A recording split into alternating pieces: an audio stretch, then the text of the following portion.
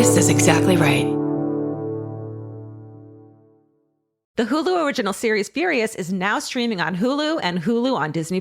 Starring Emmy Rossum as Alice Black, Furious follows a rookie FBI agent on the hunt for Catherine, played by Lola Pettigrew, a mysterious and calculating female serial killer. While Alice upholds justice, Catherine kills for it, terrorizing the rich and powerful men of New York in her pursuit of vengeance. With secrets that change everything, Alice discovers there's a thin line between hunter and prey. Watch the Hulu original series Furious. Now streaming on Hulu and Hulu on Disney Plus for bundle subscribers. Terms apply. Goodbye.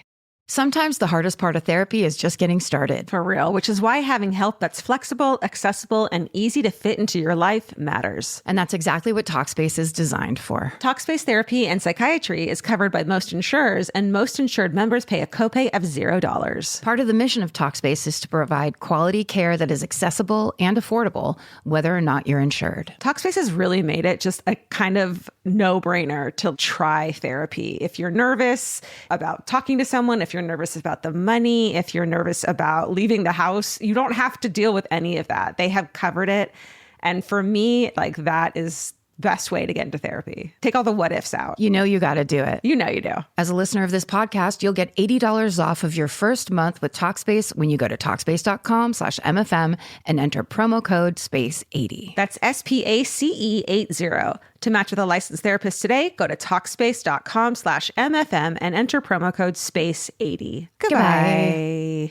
The best time to think about home security is before you need it. That's exactly why there's Simply Safe. Traditional home security only alerts you after a break-in has already happened, and that's too late. Simply Safe is changing that. Simply Safe's US-based live agents identify threats on your property and help deter them so intruders never get to your house. The system is customizable so you can build one that fits your home and your specific needs. The 24/7 professional monitoring is effective and affordable and won't lock you into a long-term contract. I think that's what's so scary for so many people is that long-term contract. And like, what if it turns out you don't like it or need it, but they don't have that because they know you'll like it and you'll know that you need it and feel so much safer when you have it. Like at this point in my life, I would never go without a security system on my house. I just feel safer with actually having Simply Safe around. There's a whole staff at Simply Safe that's waiting to talk to you and help you out. Right now, you can get 50% off your new system by visiting simplysafe.com/MFM. That's half off at simplysafe.com/MFM. There's no safe like Simply Safe. Goodbye.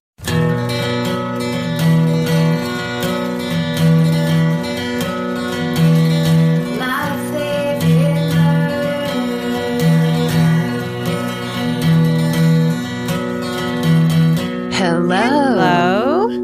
And welcome To My Favorite Murder. That's Georgia Hardstark. That's Karen Kilgariff. Let's do voices like this the whole time. Okay, let us tell you about true crime. That's my robot Movie voice. phone. Movie phone. That's my movie phone. Movie phone. Don't you hate when those recordings say I, like talk as if they're a person? I didn't understand that when you're like calling your doctor. Yeah. It's like, you are not human. Yeah. Can you say that again? I didn't understand it. Of course you didn't. You're a monster machine. I like it when there's one in my car, no brag, where you can press a button and then you can say, call Laura Kilgariff or whatever. And I try to talk like the machine so it understands me. Right. Because every time I'll go, call Laura Kilgariff. And it goes, do you want to call Laura Kilgariff? Like it doesn't care how I'm pronouncing it. No. It's not taking in that. It only does it its way. I'm scared. I won't use Siri. Is that what it's called? I won't use any of those. Alexi and dots and Alexi's the Russian version. Right. That's when you go straight into the Putin's office with it. I was looking for new microwaves. This is thrilling content. And they make them now where you can do it with your like phone. So you can be like, but that doesn't make any sense. Because if you like put a mac and cheese in the microwave and like 3 hours later, you're like, now heat that up. Because you're at the microwave when you put the thing in there. So it doesn't make any sense to be like, I'm on my way home. And this morning when I left for work, I put the meatloaf in the microwave. Right. So I can zap it for 3 minutes. Oh, what a world. Also, that is that thing where I got a new TV and they make you download an app to set the TV up. No, it's impossible to fucking use a TV these days. And also don't want to get involved. This is just this part of my life, of technology in my life. Yeah. There's no app. I don't need that on my phone to help me with the TV, which is the thing I'm trying to watch to not look at my phone. Right. I'm trying to get away from the phone. Did you make Jay, our millennial person, help you with it? Or would you figure it out? Download the app? No, I could do it myself. I can download the app all by myself. The great Tyler Perry play that I love so much. Funny stuff at the top, and then let's get into the natural conversation in natural speaking voices. You know what I really like are those podcasts that are read by actors. Have you ever? The true crime ones do it every once in a while, where it's like, yeah. We got this person to read their diary entries and stuff. No. There's some that are hosted by people who are clearly actors playing the part of the host of don't you think that's interesting, Janet? It's one of the weirdest choices in podcasting. Podcasting is still figuring out its legs, I feel like. I feel like everyone was like, oh shit, we can make money off of that. So they just threw everything at it. And then they went, let's get, because this is just basically an audio experience. So let's get the most distancing, cold voice of an actor that we can get. Right. Let's get one I think you said this once, where it was like, the actor is known for being gorgeous. Why are you casting them for their voice? Yeah, we want to see your beautiful face become lively and emotive. Yeah. Go bring your beautiful face to the screen place where it belongs and leave us cave-dwelling podcasters alone. Exactly.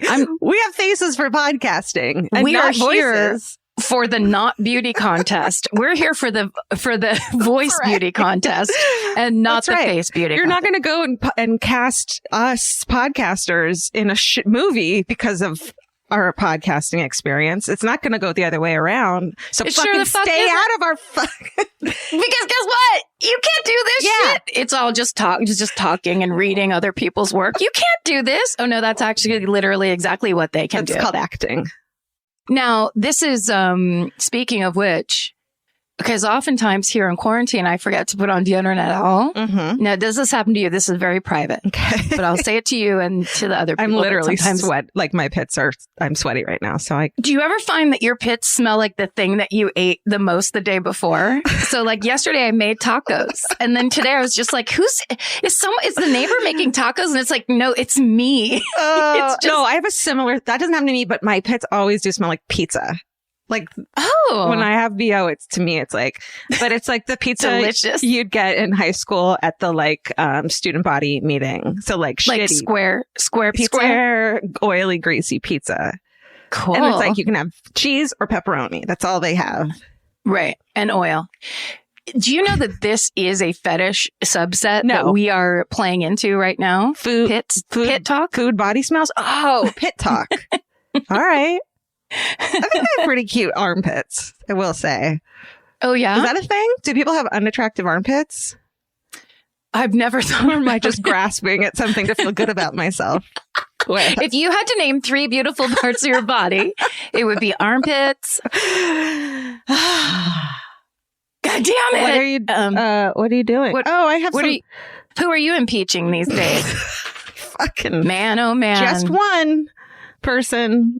Let's not get into the thing that is sitting on all of our backs like a little terror demon. Yeah. I hate, and you know this, to use the term doom scrolling because it popped up and now literally every person is saying it constantly, but it's very accurate. And I did it so much last night, I scared myself and became convinced someone was in the house. Oh my God. And then I looked over and George could not have been more stretched out and just chilled out. And then I was just Nothing's wrong. If she barks because someone closes a car door down the street, then you don't have to worry about somebody being in the house right now. Nothing says more that it's in your head than your dog being stretched out and realizing that the real world in your house at least is safe right now. Except I got up and just did a check because I was so freaked out. Sure. And the front door was unlocked. So I was like, maybe that was, it might have been my subconscious going, hey, get up off this couch for 1 second. But good. But also it is because Frank snores in this very bizarre way that sometimes sounds like someone is trying to scare you behind you. Like he's totally silent, and then he's like, and he makes this like demon noise. And I was like, I get all tense, and I'm like, oh, it's fucking Frank. Anyway, I scared myself last night. I keep thinking I hear Elvis about to throw up because he would he threw up a lot because he ate too fast and he ate everyone's food, and Siamese are like prone to that. So you could tell when he was about to throw up because he would just make these monstrous gagging noises, and then it kind of sounds like a toilet backing up or something, or like. So I keep hearing them, not a lot, and going, oh no, and then be like, oh, I wish he'd throw up. That's how he's like making his presence known. Sometimes it's like people are in the afterlife and they'll send a beautiful butterfly or whatever, but Elvis is like, someone was like, my mom said, whenever I see a dragonfly, that'll be like, someone posted that on my comments, which I thought was really sweet. So whenever you see a dragonfly, but mine is whenever you hear retching, whenever you hear the sound of retching. When you instinctively are trying to grab like a newspaper or something to throw down underneath them. It's exactly. Like, or to put them not on the bed. And then just, I think maybe as a tribute, Mimi in the middle of the other night threw up right between Vince and I on our bed. Fucking cats, she is, you know what? That's so beautiful of her. It's like she wrote you a poem. That's a cat version of like, here's his eulogy. Yeah. Speaking of doom, one of like a historical part of this podcast is closing. I'm sure you've heard. Cafe 101. Where we created this podcast and where we became friends and sat for hours drinking coffee and talking about true crime. And then that's right. Let's start a podcast. What would it be? It fucking all happened at Cafe 101 in Hollywood. And they're closing. They're closing, but I can't imagine someone else. It's such a perfectly renovated space. It's such a great, like, it really was day and night kind of a hot spot. Yeah. And such a cool hang place. If I can't imagine the movie Swingers, it's where they go when they're drunk, and there's that beautiful scene. One of my favorite scenes of what's his name, Vince Vaughn, going, "You grows up and you can." He passes the neighbors his plate of food. I couldn't touch it. And it's like one of my favorite scenes. That's the 101. Yes. Pre-renovation too. It was this rad little place. I'm so bummed for it. They had the best fucking tuna melt ever. We went there. We made people meet us there. Yeah, we had meetings there in the beginning. Took many meetings there. We also, that was a great place to spot famous people who were just trying to be chill. Right. Loved that. Yeah. So that's closed. Oil Can Harry's is closing too. I know. No more line dancing in Studio City for gay men over 70. Sorry. Best bar. Such a bummer. That was one of those places. It had been there so long, and it was such a, like an old tortoise of a place in Studio City that it was a gay bar that had line dancing, but then basically hung around long enough to become hip. Yeah. And then the young people wanted to go there. And it was like divey enough that it wasn't, it wasn't pretentious. Right. I love that place. It's too bad. And they had karaoke upstairs. It's very sad and shocking. And there, that part of things where it's like whenever we all talk about when everything gets normal again or when everyone has the vaccine or whatever. It's going to be a whole nother landscape. I mean, who knows what it'll look like.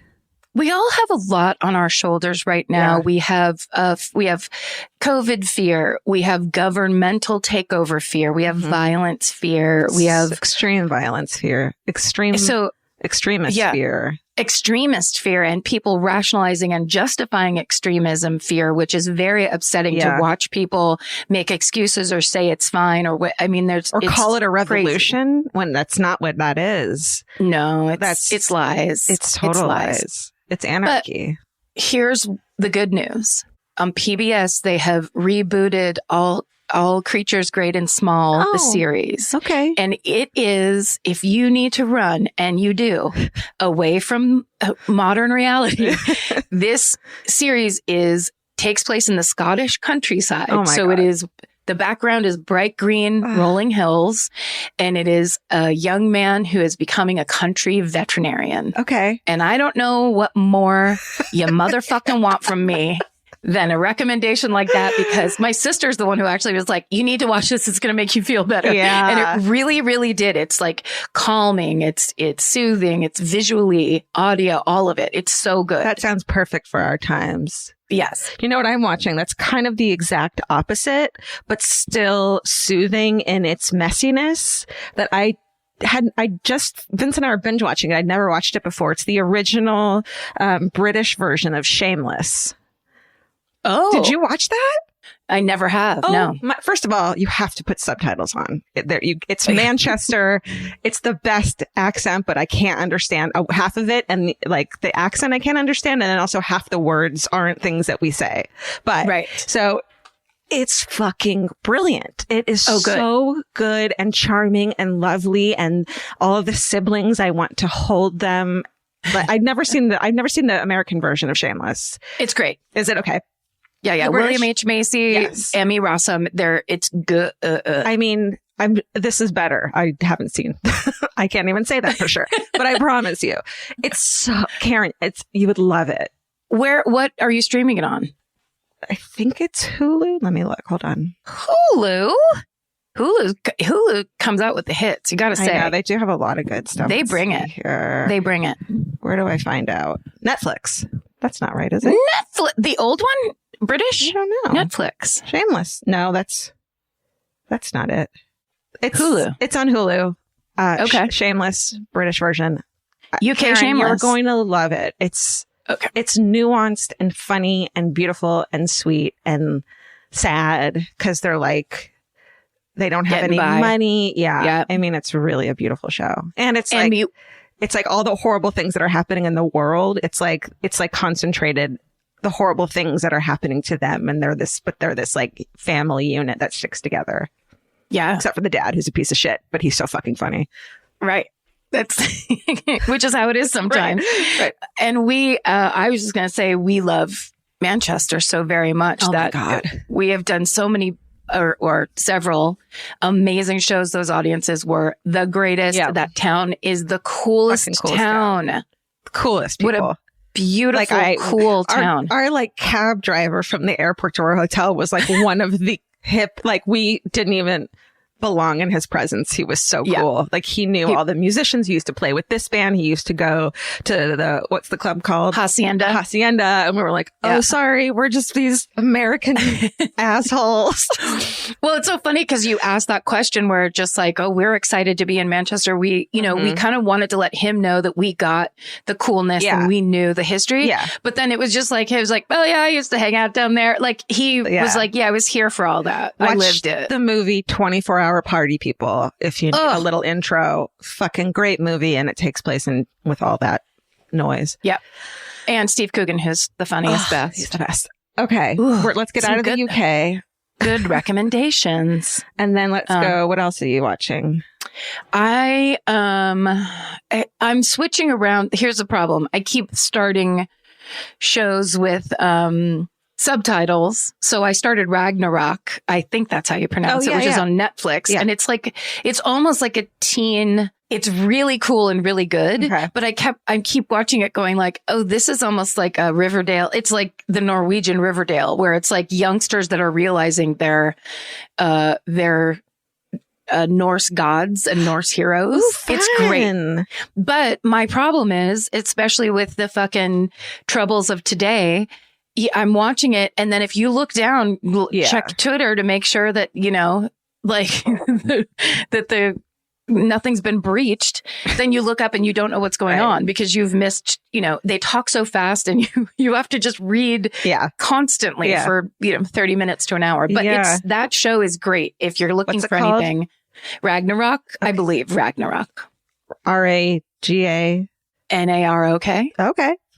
I mean, it's the only thing that's going to be even shaped like that on Netflix. So you'll find it. And it's also really popular. Okay, cool. So it'll be on It's popular. Top. Did you watch the Ripper documentary on Netflix? I did. Fuck. Oh my God. That thing is God, they do it perfectly. They did. They did. Because it's 4 episodes and I loved it. The first 3 didn't even introduce the actual killer. It was like about what happened and the victims, and the time and place, which I didn't understand, was so vital to the story. And then the last episode is just like a little bit about who he was, which I thought was great, and about how poorly the investigation was done. They laid it out beautifully, and in this way where you meet, the very first person you meet is the child of the first woman who was murdered. Right. And then you start, so he's first and he's just like, she never came home type thing. Yeah. And him and his sister went out to look for their mother. Yeah. Because she didn't come home. Yeah. And it looked like he was maybe 5 or 6. It's so heartbreaking and so beautiful. But then you get into, it's from the police perspective and how they put together, well, if she was standing here and it's this time of night and she was in this bar, that means she's a prostitute. Right. And they keep saying the word over and over. Yeah. And they keep, or they call them good time girls in the newspaper. And then they point out the fact that all the industry jobs have disappeared from that town. Yep. So it's these women who are trying to feed their children. They're not, and which is like the problem you get when you talk about, women who are quote prostitutes, is that you don't take into consideration the circumstances they're in, and that label. Oh, and then the first victim saying, like, the first thing they said about her in the press was she was a divorcee. As if that has fucking anything to do with what happened to her. That struck me immediately, that she was a 23-year-old divorcee with 5 kids. And it's like, what does calling her divorced was obviously a way for them to say something about her morality. You know what I mean? Yes, correct. As opposed to when you hear about it a little bit more, the reason she had to leave her husband is because he was a terrible drunk. Of course. Because it was that thing of he was out of work or whatever. So he's drinking, he's beating her up, and then he hits the kids. So they get divorced. It's like this thing where suddenly she's taking the hit for these circumstances that are totally beyond her control. Right. And then she's just doing what it takes to survive. Right. And that's that thing that I think slowly but surely everyone's eyes are opening to. Because someone tweeted and was like, I watched this and I kept going, sex worker. And it's like, no. When you watch this, you have to, not to correct that, because they're exactly 100%. Right to say that from 2021. Right. That's what we're doing now. But what you have to do is go into 1970 or whenever it was. Yeah. This was that time. Go into that world. Understand where everybody who is now in their 60s or whatever, my age even, is coming from, where these men in the police department, whether they cared or not, dictated whether your case got solved. Yeah. The power that these older white men had who had never, it's just like the point was, the reason we're saying sex workers now is because when they said prostitute back then, they meant something completely different than what we mean today. They meant don't care about this. Yes. And so when you hear the word prostitute and you get super upset and offended, that's why we're not using it anymore. But you have to use that back then as what they said in the media and what they called them, to show you how little they cared about these women. Or even either some of them didn't care, some of them had like a real thing of like, how dare, this kind of like, I want to judge these women, I want to push these women aside. And some of them didn't understand their own like implicit bias just from being in the position that they were in. Some of them didn't get, and then some did. There was a couple of those cops who were kind of, in definitely. It and very affected by it and very much working against this entire system. Totally. It's just such a great, those documentary filmmakers are brilliant. Yeah. The way they laid that out. And by the time, oh man, even having done the story. I know. And knowing the story, first of all, there's definitely these pieces that I missed where I'm like, oh, I wish I'd known that. I wish I'd read that.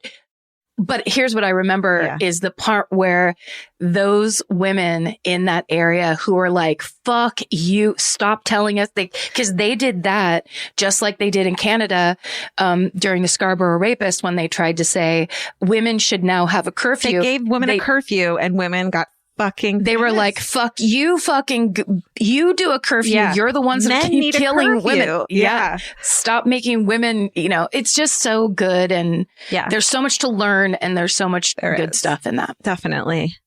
And that's our episode for this week. We covered the over. The end. Yeah, also, huge spoiler alert, everybody. But that's actually been out for a while. So I feel like all the people that would listen to this show have watched that. And you know, one other thing I liked about it, because Vince was a little worried about watching it because he's not as into true crime as I am, but they didn't have to show a single gory image. There was not one single, upsetting, of course, but like nothing gory happened. You didn't see any crime scene photos that were upsetting. You didn't see anything like that. It was done so subtly that it was. And the ones that they did show were incredibly upsetting without being like graphic. Yeah. You didn't see. Like there was one where her body was just like laying down the street and they could just take pictures. It was a time where people could just walk up to the crime scene too. Right. It is like, is it that long ago? Yeah. It doesn't seem, it's just crazy. Yeah. Watch The Ripper for sure. Definitely. But I was going to say, guess what's starting today on Netflix? The Night Stalker. Oh yeah. Excited for that? I'm so excited. Yes. There's so much gory shit that to me I'm a little afraid of. Gory. It's the devil came to earth and began to slay men, women, and children, old, young. I mean, that man, not to feed into that thing that he clearly loved to try to act like, but his crimes are some of the worst. When I did that, because I did him. Yeah, you did. And there's some that are, you can't even talk about it. It is so disturbing. Yeah. It is so awful. But the interesting or exciting thing to me is that I remember it. I was there for it, you know? Yeah. So like that, I'm excited to see, first of all, it's SoCal, but then it's the Bay Area. Yeah. And all those, you know, there's just all those real close to home type of feelings. I can't wait. He definitely hit Irvine, I think, or close to Irvine where I'm from. Yes. But I think I was down there, too young to like really know too much about what was going on. Yeah. Thankfully. 85. You were a baby. I was 5. Yeah, that's too young. I'm reading a Can't wait. Called How to Do Nothing. That's really good. Who wrote that? It's this book by this woman named Jenny Odell, and it's like kind of philosophical in a really cool way. It's a book that's it's kind of like a self-help manual. It's called How to Do Nothing: Resisting the Attention Economy.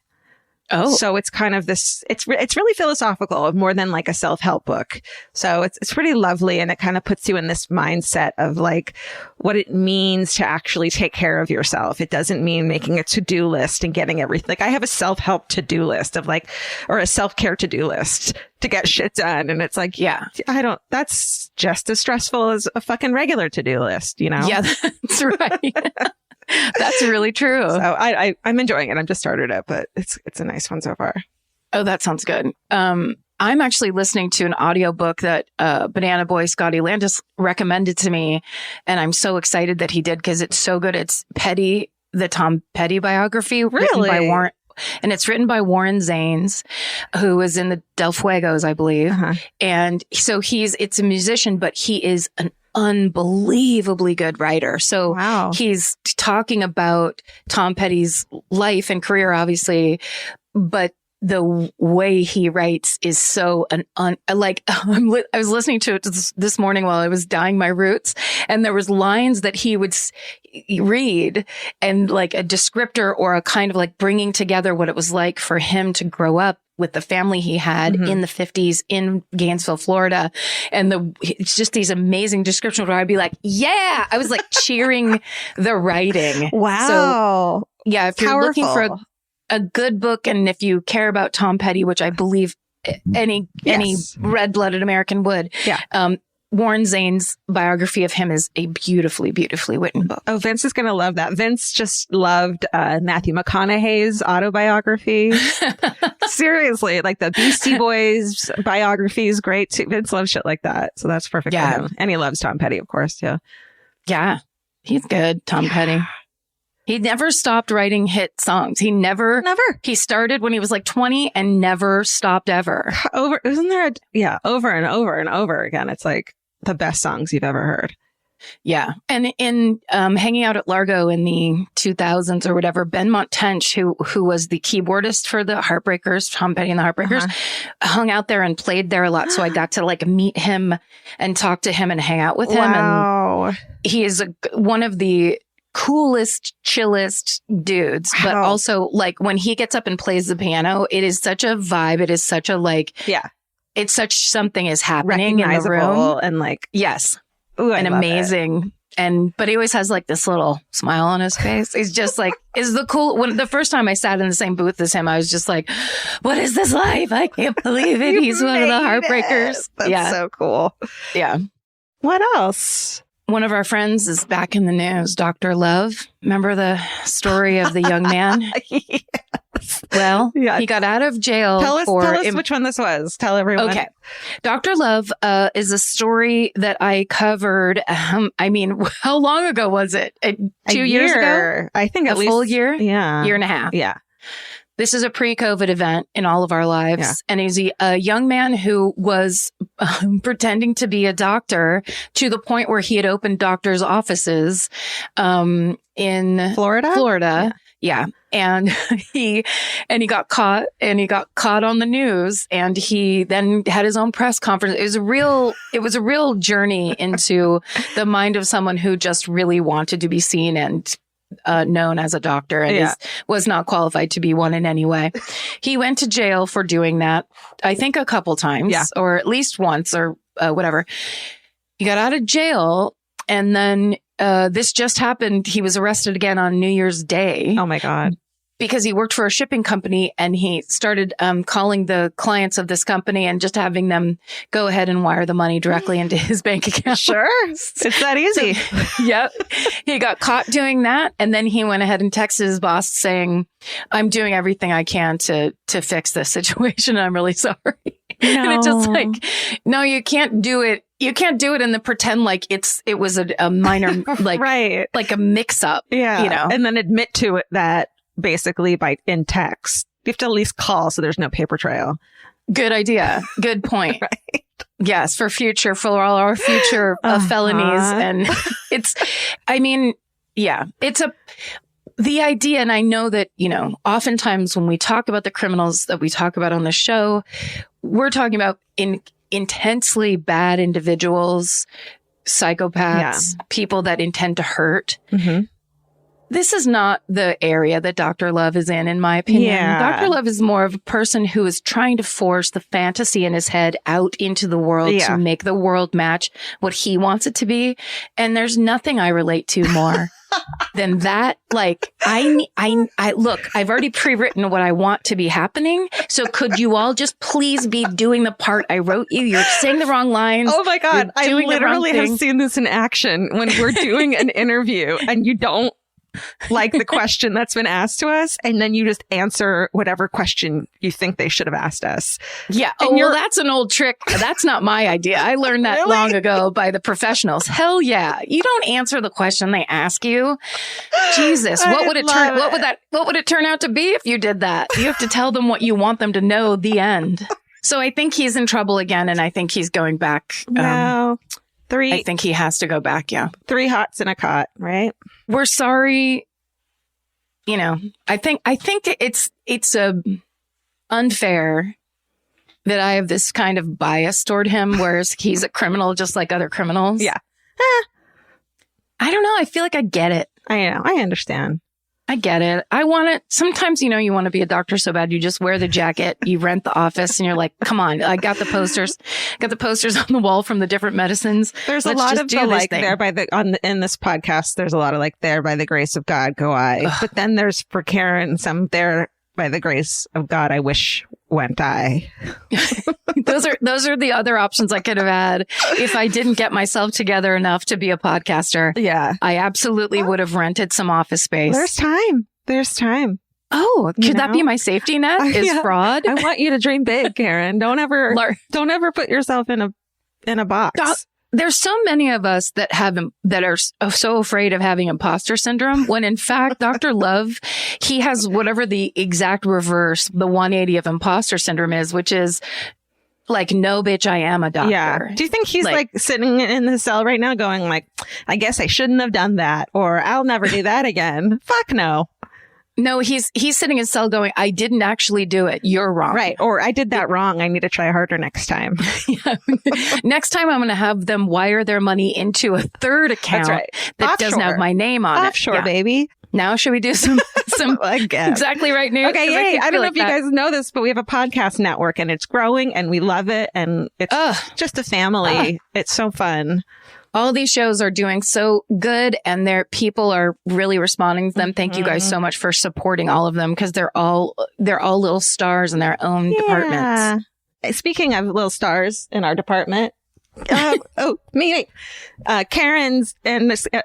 Kilgariff and Chris Fairbanks have a podcast called Do You Need a Ride? Correct. And it's so much fun. And they had a crossover episode with Bananas, the other podcast that we have with weird, funny news, hosted by Scotty Landis and Kurt Bronneler.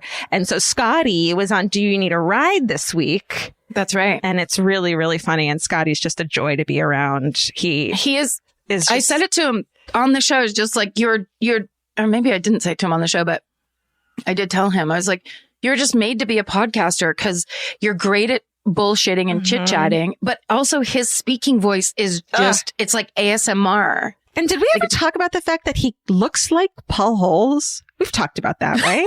No. He fucking looks exactly like a younger Paul Holes. He's like Paul Holes' nephew. Paul Holes' like skateboarding nephew. Yes. And then on the Bananas Instagram, which is so funny because they're so good at social media, they posted the photos of when Kurt took he wanted to give the flightless bird the gift of flight, so they took a chicken on a air balloon. Hot air balloon, yep. And there's photos of that on the Bananas Instagram. Yep. It's all been recorded. Also, This Podcast Will Kill You. See, This Podcast Will Kill You has been around since day one. That's right. And so sometimes they don't get the love that they deserve because they're a huge podcast that does great too. Yeah. They're a true hit, but like, they're a stalwart. So they don't get the proper affection. So, this week they talk about the virus rubella, which used to be one of my favorite comedy references because it's like a very weird, obscure children's disease that I used to love to throw around every once in a while. Another crossover. It's so that came out Tuesday. So listen to that. It's waiting for you. Speaking of smart, funny, brilliant women, the podcast I Saw What You Did that came out recently with Millie and Danielle. This week they cover the two movies and talk about the movie Bronson from 2008 and then the movie Wolf of Wall Street from 2013, which I can't wait to hear them talk about. What a fucking movie. And the theme for these movies is not known for subtlety. I tried to watch Bronson once, and I think I'm going to listen to this podcast and then reapproach Bronson. I think that's smart. Because it was hard for me to get through. So I think I'm going to listen to what they have to say about it and then reapproach with fresh eyes. That's perfect. I said no gifts. Is the guest this week is none other than Amy Mann, the incredible musician who wrote the theme song for I Said No Gifts. So there's this whole insular thing. But I also wanted to mention, just in case you wanted to know more about Bridger. She's written other songs. Obviously, I know that. Didn't mean. Just kidding. The way that came out, it was like the amazing musician who wrote the theme song. And also that's the her one entire soundtrack for Magnolia, and she's just incredible. Obviously, I mean, yeah. I don't know how I didn't know this, but his Instagram, which is Bridger_W, did you know it's only photos of trash that he takes in the wild? The entire Instagram feed is photos he finds of trash he's come upon in the world. It is photo after photo of fucking weird trash. Bridger is great truly idea. He's truly one of the funniest people on the planet. He is a renowned TV writer. Yeah. Everybody that knows him loves him and knows he's the funniest. We have a game night that we do with a group of our friends and we play Quiplash. Yeah. And we had the shit he does, but he and I both had the same question, which was a bad name for a U.S. Navy ship would be the USS blank. Uh-huh. And I wrote the USS Bomb Me, and his was the USS Shannon. And then, of course, he won that round. We were all crying, laughing. It was just like, that's him in a nutshell. Yeah. That's like, Bridger is truly unique. You met him. He's so proper, and he's like, well dressed and very kind of subdued. And then it's just photo after photo of trash. Yes.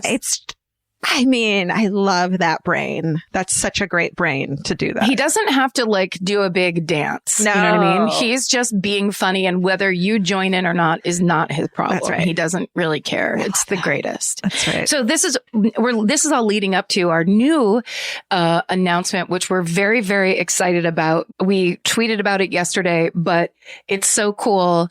The podcast Lady to Lady is now going to be on. They've been around for a long time, and now they're going to be on the Exactly Right network. And we are so thrilled to have them.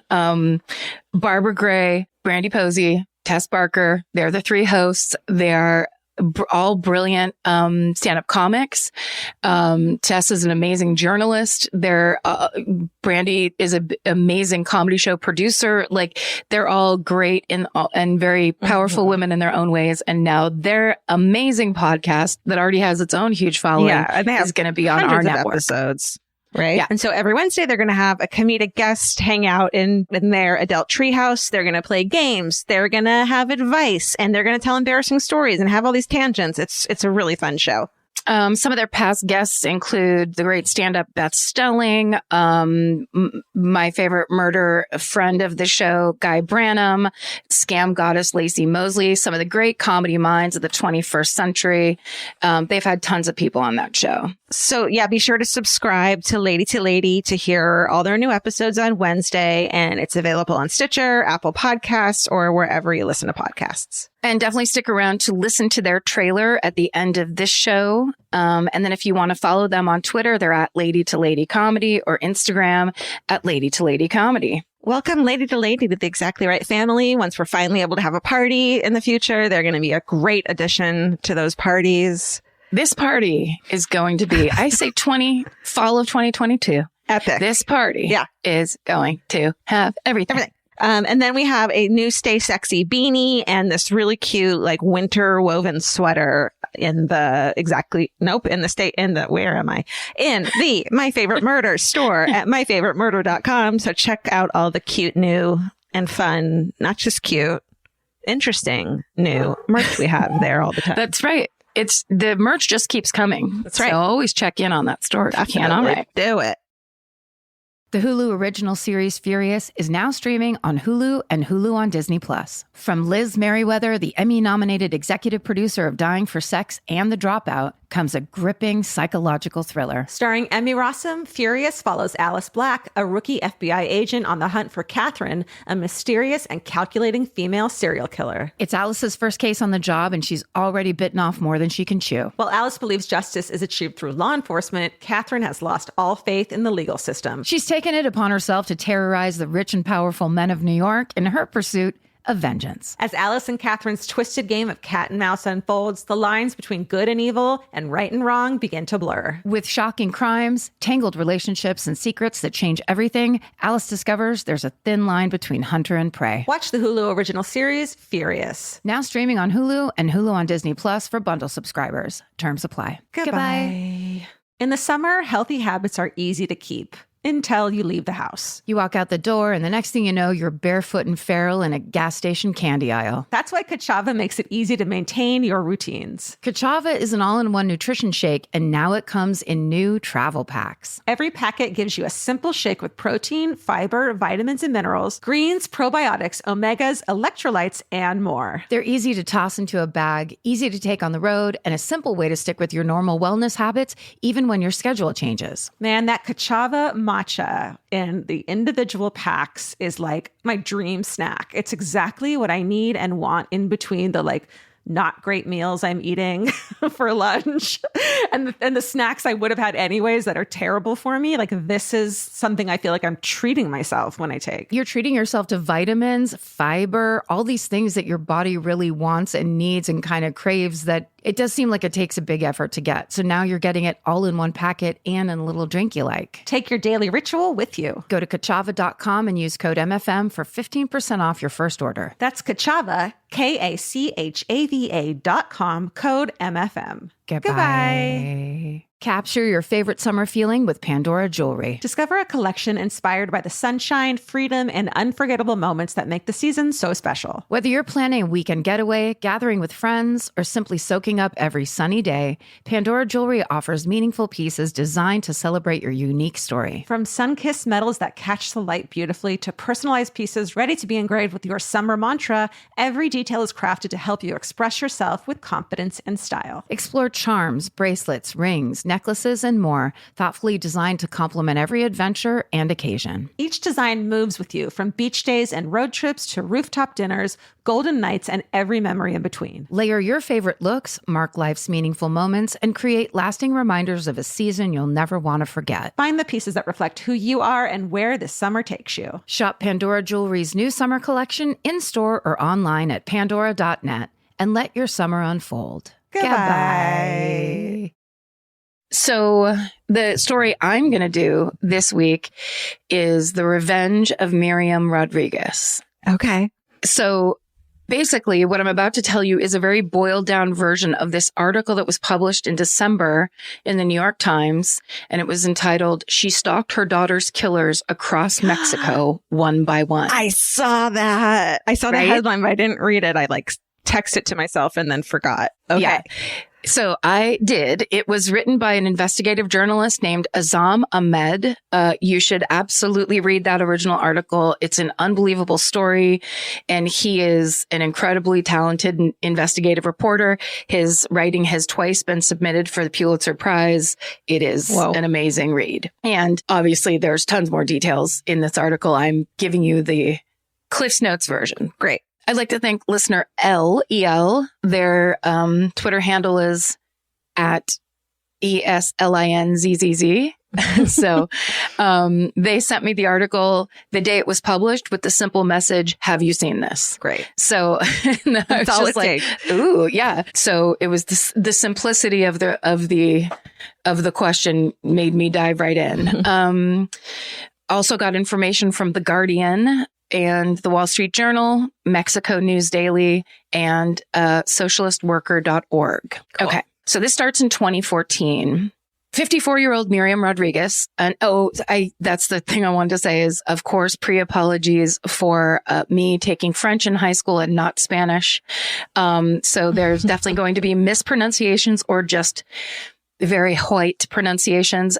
My apologies. I'm going to do my best. I looked up a lot of these pronunciations, but every time you go, like, I know how the lady said it on the YouTube pronunciation video, but I don't have the guts to do what she did. Ditto. So yeah, I understand. Just feel stupid. Okay. 54-year-old Miriam Rodríguez lives with her family in a small orange house in San Fernando, that's the city, in Tamaulipas, which is the state in Mexico. It's her and her husband, and she has 3 children, Luis, Azalea, and Karen. So Miriam works really hard to support her family. She runs a cowboy apparel shop called Rodeo Boots in town. And when she's not at that shop, she works as a nanny for a family just over the border in Texas. Just to give you the sense of what's going on in this area of Mexico, lots of bars and restaurants have closed because of the constant shootouts and gang violence in that area. Wow. So the fact that they have this Rodeo Boots is really something. And it must have been a pretty successful store because it was very difficult for businesses to stay in business with the kind of violence that's happening there. So this is a very oversimplified explanation of the situation in this area of northern Mexico. Very obviously, very oversimplified. Yeah. Definitely read Azam Ahmed's article about this because he is actually an embedded reporter. So he really knows it and explains it correctly. I'm just trying to give you the general sense because we all hear about like Mexican drug cartels and gang violence violence in that way, but it's obviously, it's incredibly, it's layered. It's old, it's highly political, and I have no true sense of it, just in the simplified sense of what's in this article. Right. Okay, so the city of San Fernando sits in the northern part of the Mexican state of Tamaulipas. That state shares its border with the southernmost point of Texas. And there's two main highways that lead to the Mexico-Texas border that run through San Fernando. So San Fernando is basically 2 hours away from the Mexico-Texas border. Okay. And because drug cartels smuggle drugs into the U.S. using this highway, the location of the city of San Fernando has made it the subject of cartel violence for decades. Mm-hmm. So this is actually a lot like Murder in the Bayou, that series that I told you about, where basically it was a tiny city, but because it was on this highway in between New Orleans and like Texas or whatever, that was just like thoroughfare kind of for drugs. Yeah. And so same thing happening in San Fernando. In the 1990s, some local politicians decided to enlist the cartel's help in securing and maintaining their power. But that cartel slowly made their way into the political arena by demanding quotas in exchange for their help. So they got public works contracts. They operated waterworks. They had transit and municipal police contracts. Like so embedded. Yeah. So then in 2010, tensions between different factions within the Gulf Cartel over drug territories began to heat up. And so there was a split, and the Zetas, who were a group within that group, basically split off and turned on their bosses. And so then the Mexican government tries to declare its own war on drugs and organized crime. Mm-hmm. But by this time, the connections between government and the cartels is too strong, and they can't just snuff out the cartels because they're already in power. Right. And so according to the Wall Street Journal, from 2010 to about 2018, roughly 250,000 people have been murdered, and about 37,000 are reported as disappeared that are victims of this war on crime that the government tried to wage on the cartels. So former presidential candidate Josefina Vasquez Mota is quoted in The Guardian as saying, "There are two governments here in Tamaulipas. There's a government from 9 a.m. to 6 p.m., and then there's another one from 6 p.m. to 9 a.m. Wow. The first was elected, and the second imposes itself through kidnappings, extortion, disappearances, bullets, and death." Oh my God. So that's just the general sense in the most oversimplified way. Right. Of what's at play. So Miriam's son Luis has moved to the capital city, which is Ciudad Victoria, to open up his own store. And her older daughter Azalea still lives in San Fernando, but she lives at her own house. And then her younger daughter, 20-year-old Karen, lives at home with Miriam and her husband. So when Karen isn't going to school, she helps her mom by working at their family store. Okay, so on January 23rd, 2014, Karen's driving the family truck on her way home from working at the boot shop, and she pulls up to an intersection waiting to merge into traffic. But before she can, two trucks pull up on either side of her, and a group of armed men get out of the trucks. They force their way into Karen's truck. One man gets behind the wheel, and they drive off with Karen as their hostage. Oh my God. So they take Karen back to the family house, but no one else is home there. Miriam is up in Texas nannying. And so they tie Karen up, they gag her, and they throw her on the living room floor. And then to everyone's surprise, there's a knock on the door. It's Karen's uncle's mechanic who came by to fix the family truck. Fuck.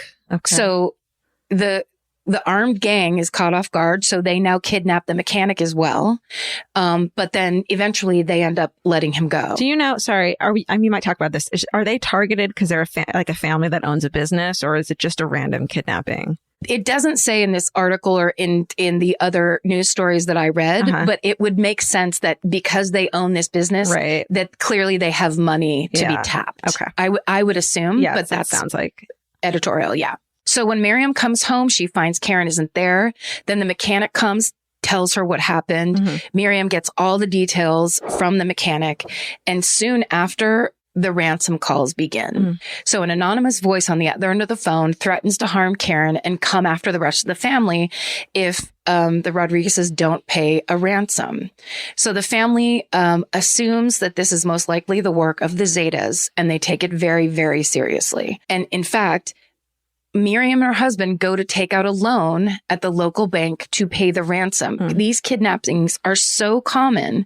There's a bank dedicated to offering lines of credit for paying ransom. Holy shit. And then you wonder if they're in on it too, because they're getting interest on ransom fucking payment. I mean, it's not good when you have a bank that's dedicated to ransom. That's how common kidnapping and this kind of stuff is. That's horrifying. Yeah. So following the captor's instructions, Karen's father drops the money at a spot near a health clinic. Then he's told to go to a local cemetery where he waits for Karen to be released. She never comes. So this is just the first of several ransom payments the Rodriguez family is forced to make. And each time they come up with the money, they leave it at the drop-off location, and yet Karen never appears.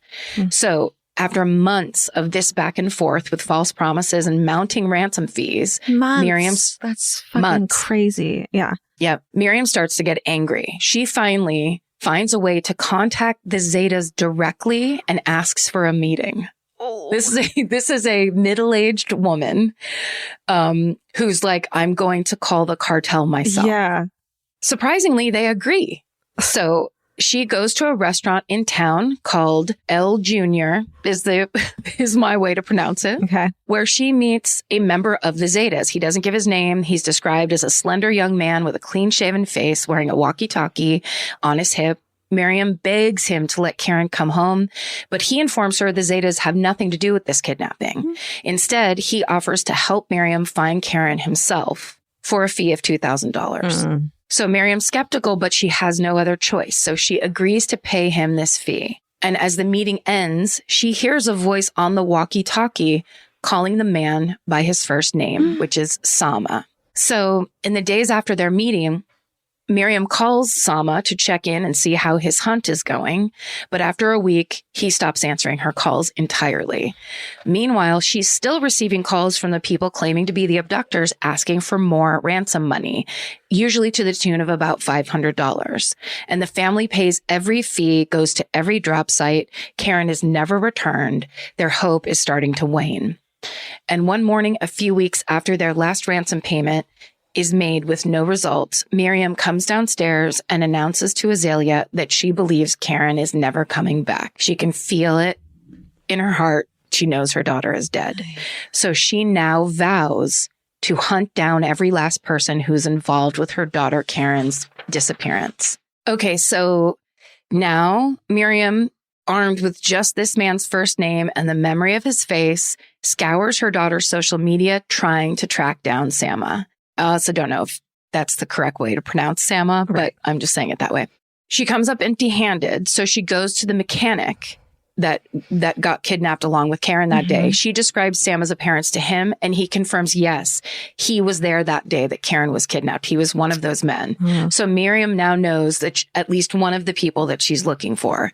So she continues searching Facebook, and then one morning when she's lying on the couch, she happens to run across a photo of Sama. And in the picture, he's standing beside a young woman who's wearing a uniform for an ice cream shop. So she digs around till she can find the name of this ice cream shop. She finds out that it's located in Ciudad Victoria, and that's where her son lives, which is 2 hours south of San Fernando. She spends weeks staking out this ice cream shop. Holy shit. She learns the young woman's working hours, and she basically hopes that one of these days, Sama's going to show up to see her. And he finally does. She notices Sama arrive to pick up the woman after her shift, and she discreetly follows both of them home and writes down their address. Oh my God.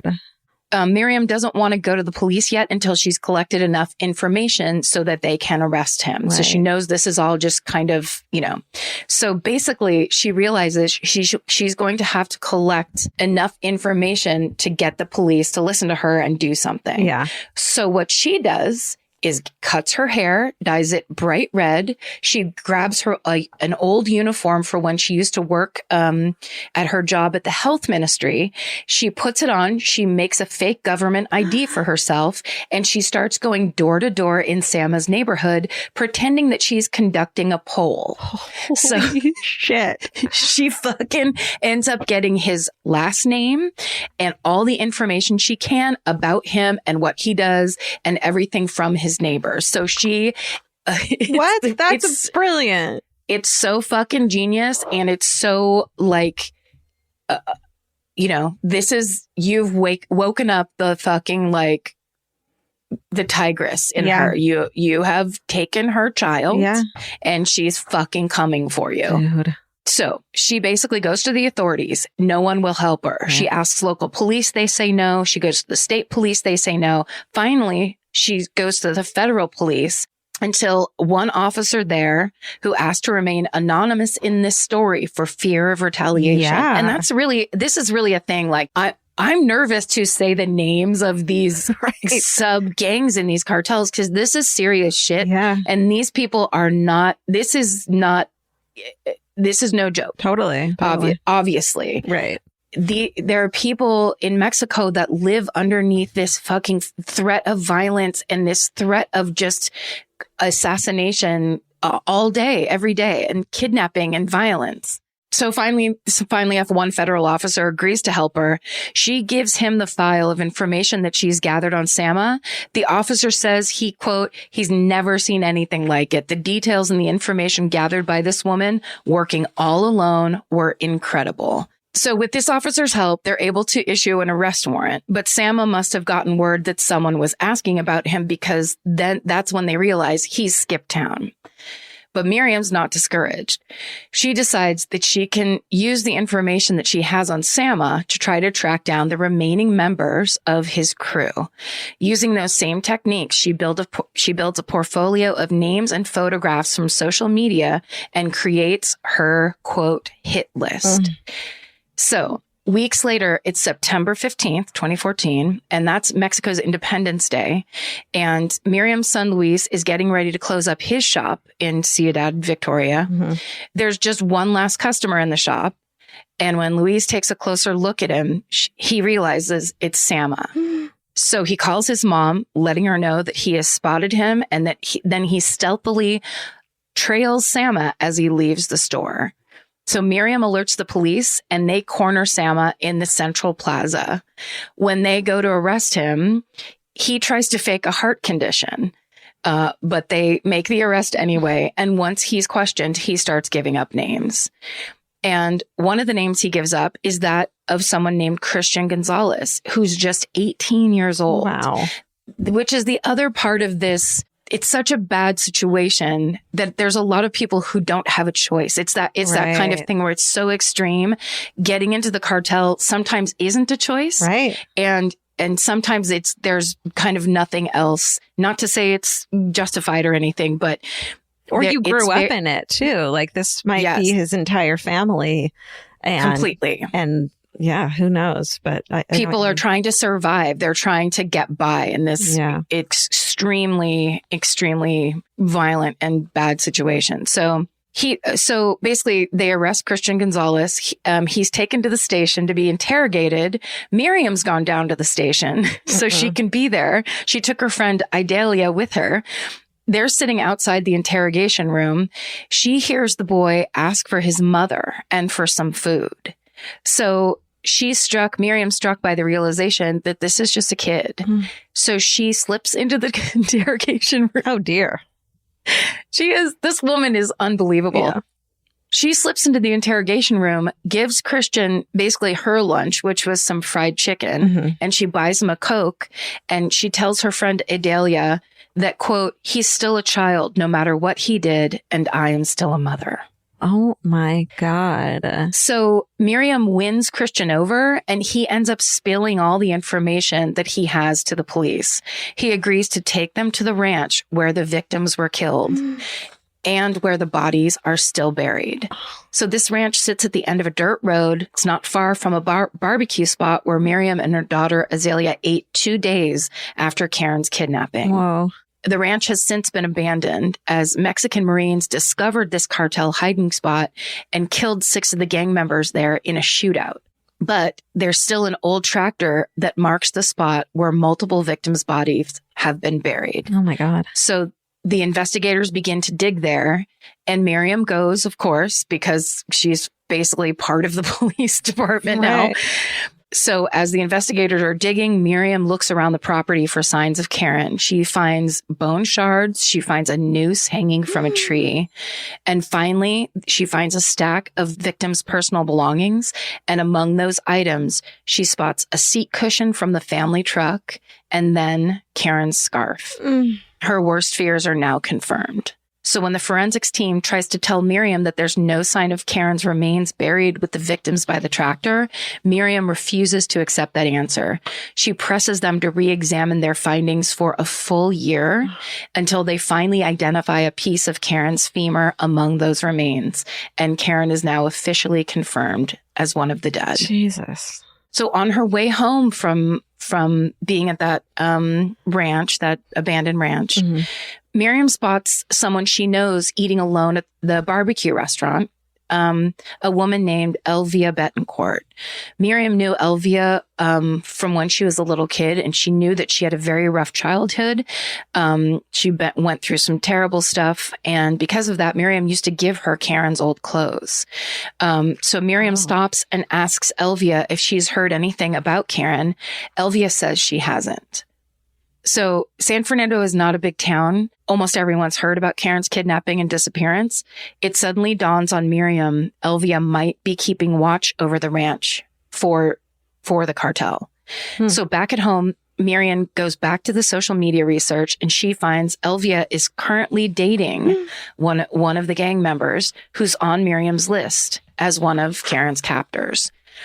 He's in jail. This man is in jail for a different crime. So Miriam starts tailing Elvia on her jail visits.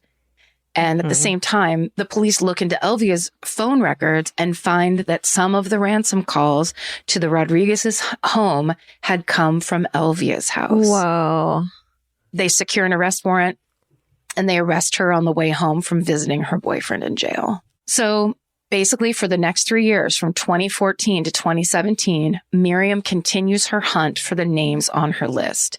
Some of them are already dead or in jail for other crimes, but anyone still free is considered fair game.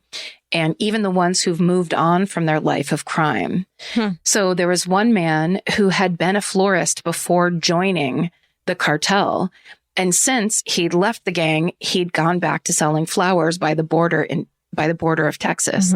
Miriam manages to befriend some of this man's relatives, and they basically tip her off to where and when he sells his flowers on this bridge leading into Texas. So when she gets there, she spots him, but now he's selling sunglasses. When she gets close, he recognizes her, he takes off running, and this middle-aged woman chases this man down and tackles him to the ground. Holy shit. She pulls a pistol out of her purse and says, "If you move, I'll shoot you." And she holds him there for almost an hour until the police finally come and arrest him. This is a movie. It completely is a movie. Another one of these people that she tracks down is a man named Enrique Flores, who is now a born-again Christian, who Miriam tracks down to the small town of Aldama. There she befriends his grandmother, who points her in the direction of Enrique's church. Miriam finds him there one Sunday morning and corners him. When the members of the congregation beg Miriam to show him some compassion, she fires back, "Where was his compassion when they killed my daughter?" So now Miriam's starting to gain a huge reputation in the area, of course, because as much as they all want cartel violence to end, no one citizen has ever been brave enough to stand up to them or especially take them on. Not until Miriam Rodríguez. So soon other families whose loved ones have been kidnapped and haven't received any help from the authorities start to band together behind her. A group of 600 families, calling themselves the San Fernando Collective for the Disappeared, begin working together to search for missing loved ones. Wow. While most respect Miriam's tenacity, many also fear for her life, saying that she's playing with fire going up against the cartels. But to that, Miriam says, I don't care if they kill me. I died the day they killed my daughter. Oh. I want to end this, and I'm going to take out the people who hurt my daughter, and they can do whatever they want to me. Oh, so she is not fucking around. Okay, so around midnight on March 22nd, 2017, 29 inmates tunnel out and escape from the prison in Ciudad Victoria.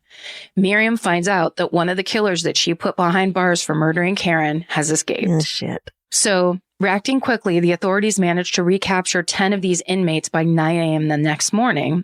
But according to the state, the killer Miriam fears the most has been recaptured. Still concerned for her and her family's safety, Miriam asked the police for special protection. They promised to send extra patrol cars to the Rodriguez's home and business. Luis and Azalea, Miriam's husband and daughter, are still worried, but despite the rising dangers around her, Miriam presses on with her search for her daughter's killers. So by April of 2017, this has been 3 years, Miriam tracks down yet another gang member involved in Karen's kidnapping. This time it's a woman who has since left San Fernando for Ciudad Victoria, where she's taking a nannying job for a family. Miriam stakes out the woman's home from her car for days. She waiting for the woman to show so she can make her move. At one point, Miriam wears down her car battery listening to the radio, and she has to call her son Luis to kind of like quietly and secretly come and give her car a jump while she's sitting out there. When the woman finally does emerge, Miriam alerts the police. They descend on the house and they arrest the woman. And Miriam is running up toward them as they're arresting her, and she trips and fractures her foot. Oh, no. She's just fucking going for it. Yeah. She is. So it's a month later. It's May 10th, 2017, and that's Mexico's Mother's Day. So Miriam is coming home at about 10:21 p.m. Her foot's still in the cast, so she's using crutches. So she parks on the street and she's hobbling out of her car and slowly making her way up to her house. But before she can get to her door, a white Nissan truck pulls up behind her and they fire 13 rounds at Miriam. What? Her husband inside the house hears this and runs out, only to find Miriam laying face down in the street, her hand tucked inside her purse, reaching for her gun. An ambulance arrives quickly, but Miriam dies on the way to the hospital. Oh, this is not how I expected this to fucking end. Holy shit. Yeah. Well, yeah. I mean, this is a woman who took on the drug cartel. That's serious. Yeah. So having made such a name for herself, Miriam's death really makes an impact. Over the course of the next few months, police track down and arrest 2 of the hitmen responsible for murdering her. The third killer puts up a fight. He is ultimately gunned down by the police. Though the hitmen are all brought to justice, the question of who exactly put out the hit on Miriam remains a mystery. And it's one that plagues her son Luis for months. But he knows that if he pushes too hard to find them, death will also come for him. So he takes a slightly more patient and low-key approach to seeking justice. And justice does come one last time for Miriam and Karen. 1 month after Miriam's murdered in June of 2017, the police in the state of Veracruz arrest another suspect in Karen's murder. This time, it's a young woman who'd run off to Veracruz with her young son to work as a taxi driver. Police were able to find her by using the information Miriam had gathered before her own murder, technically making this arrest her final capture. So Miriam's son Luis vows to pick up where his mom left off, helping other families to find their missing loved ones. He's careful not to make the same mistake that led to Miriam's death. Rather than trying to punish cartel members, he and the families he works with focus on getting their missing loved ones returned alive. Yeah. And over time, the strength of that collective fades. Crime conditions in San Fernando remain largely the same, and the members of the collective splinter off into their own separate, smaller parties. But the people of San Fernando are deeply affected by Miriam's bravery and dedication, so much so that they honor her with a bronze plaque in the city's central plaza. When all is said and done, Miriam Rodríguez is responsible for the arrests of 10 people who were involved in the kidnap and murder of her daughter, Karen. And that is the unbelievable story of Miriam Rodríguez, the grieving mother who single-handedly took on the cartel to avenge her daughter's death. Wow. Can you believe that shit? Good job. Yeah.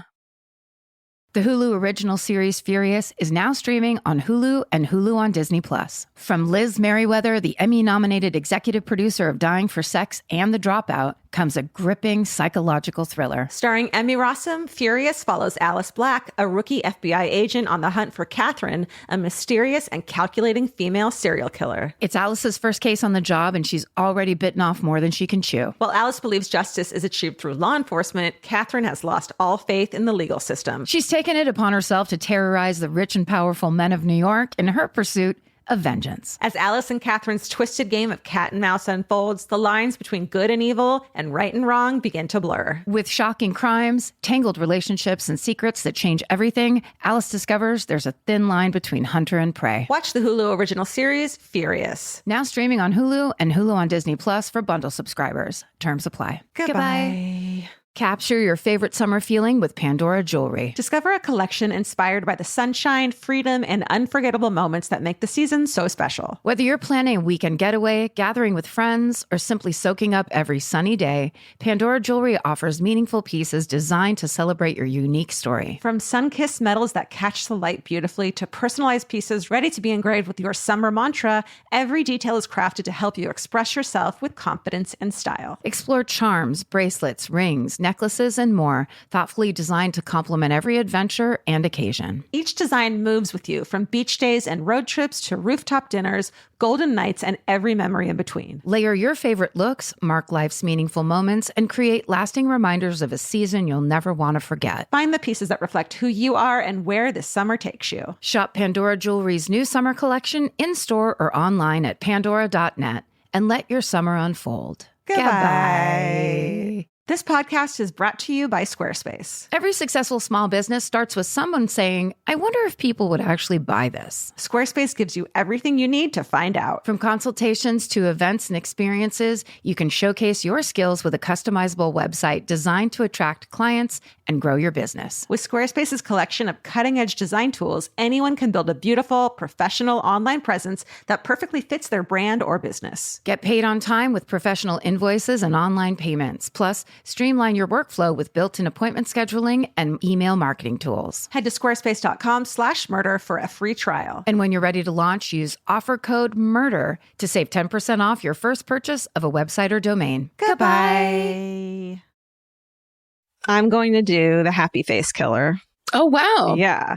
Which I think I didn't totally understand for a long time, because there's also the smiley face killer. Yeah. Which I was like, it doesn't seem like is maybe real. I don't really understand it. But then I kind of realized that there's these two stories. I'm going to do the happy face killer, which is an absolute fucking serial killer, true story. Mm-hmm.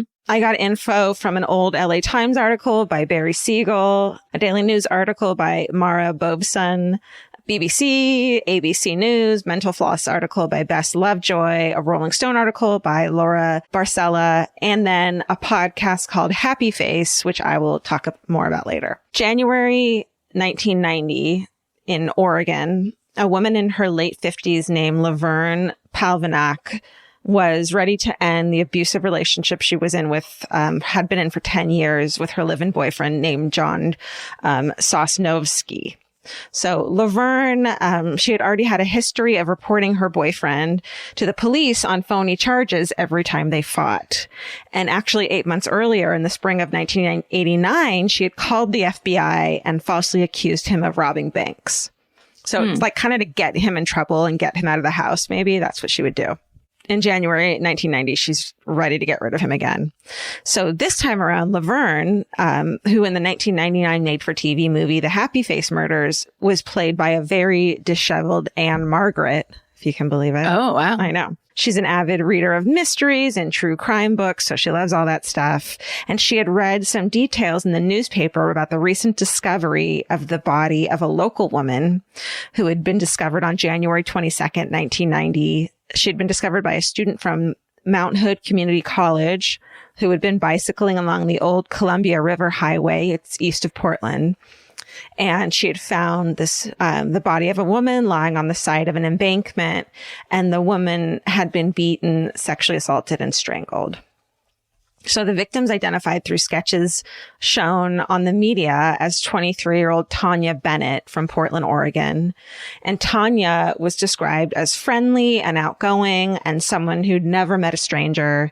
And she had last been seen alive by her parents on January 21st and the day before she was found. And then she had been at a bar that night. So reading about this, Laverne devises a plan to pin the murder on her boyfriend, thus sending him out of her life and into prison.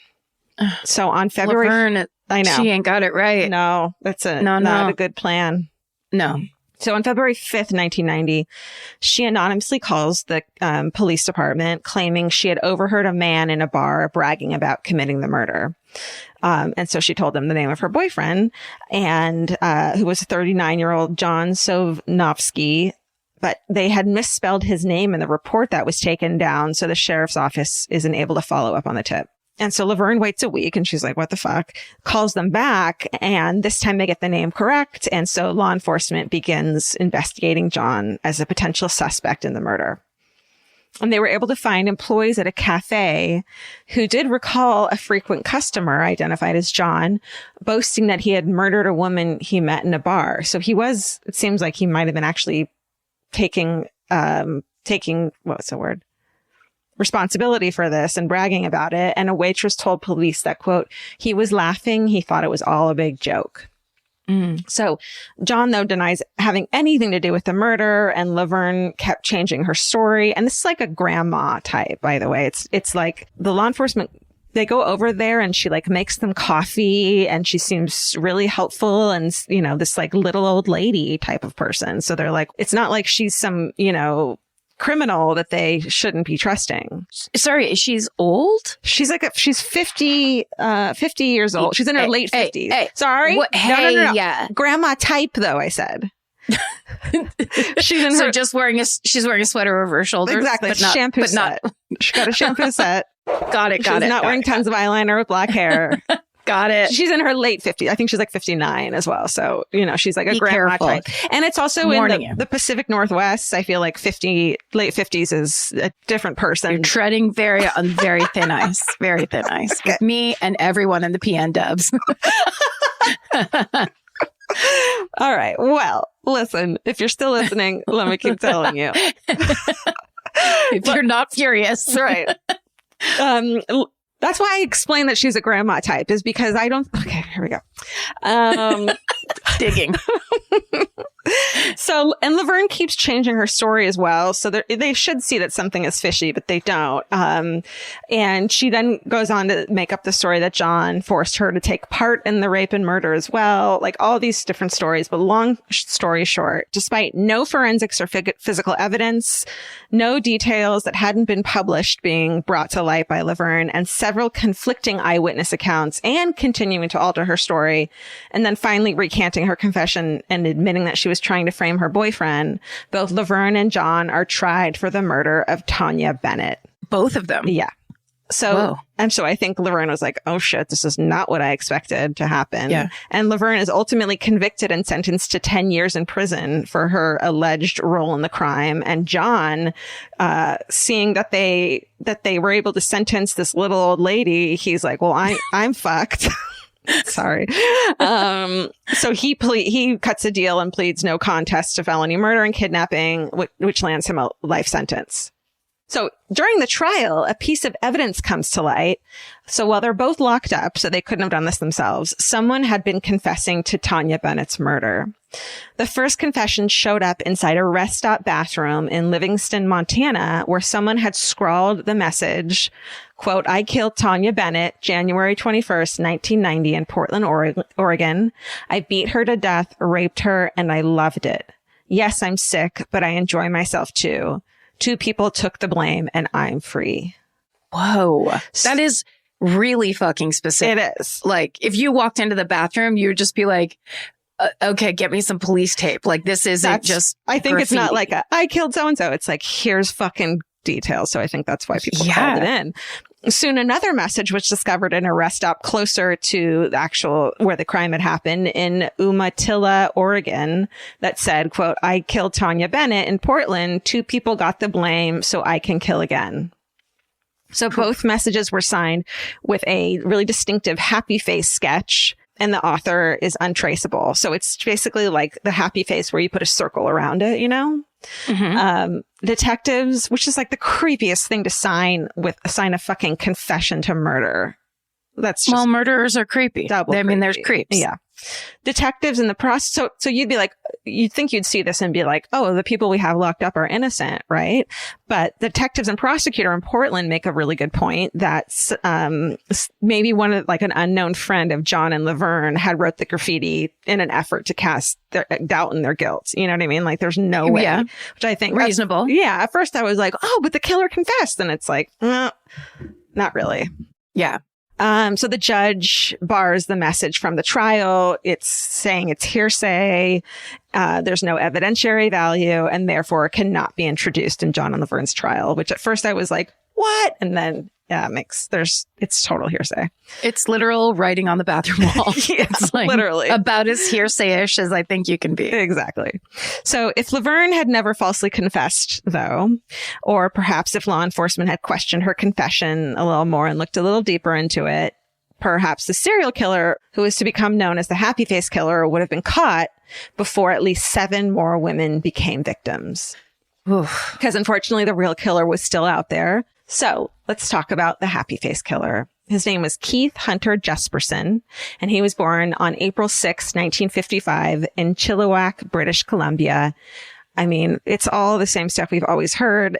It's absolutely horrifying. Of course, his father was an abusive piece of shit, domineering, violent alcoholic, and specifically singled out Keith for abusive treatment over his siblings. So it was all directed at Keith. The family moved to Sella, Washington when they were young, while Jesperson had trouble fitting in and making friends because he ended up being, as an adult, 6'6" tall. So even as a little kid, he was huge. In fact, his brothers nicknamed him Igor, which is like so shitty. So he had a hard time making friends and fitting in, and that nickname stuck with him. He was shy, had no friends, played by himself. He would often get into trouble for behaving badly, sometimes violently, and would be severely punished by his father, including beatings with a belt, sometimes in front of other people to humiliate him. And in one case, it says he received an electric shock from his father as a kid. Oh, Jesus. I know. And beginning as young as 5 years old, he would capture and torture animals, which seemed like kind of a normal thing in the family. Like they would hunt animals and skin them. So it wasn't like, it's like he was kind of hunting and capturing maybe, but torture is that's where it goes off the rails. So I think he got comfortable with it. And so torture was his next step. Just as a side note, though, as empathetic as we want to feel about this, the beginning of the Tom Petty biography is all about how his dad used to beat the living shit out of him when he was 5 years old. Wow. So again, and most of the people listening to this know this, but it has nothing to do with who you become. That's right. It's not an excuse. I'm giving I feel like we have to give a little background, but I don't want to dwell on it and say they made him a serial killer, because that's not what happens to most people who have these horrific childhoods completely. No, so not at there's all. no excuse for it at all. Yeah. He would set fires to houses and in wooded areas. He said he often thought about what it would be like to do the same kinds of things to humans. And he even tried to, as a child, attempted to kill 2 other children who had crossed him as a little kid, like held one under the water and so. We've got some flags going. We have some bright red flags. So despite all of these issues, he graduates high school. He gets a job as a truck driver. He gets married, has 3 kids, and seemingly lives a normal life. But in 1990, truck driver. Yeah. Seems to be in a lot of these stories. No offense to truck drivers. Don't offend truck drivers. We don't need 50-year-old women and truck drivers mad at us at this fucking point. Because what else is there really in this world? But I swear there's just well, it's easy access to two women, and you have no ties to the places you are, which I think in part in his mind made it, he realized that, you know, it's an easy way. I feel like probably serial killers become truck drivers more than truck drivers become serial killers.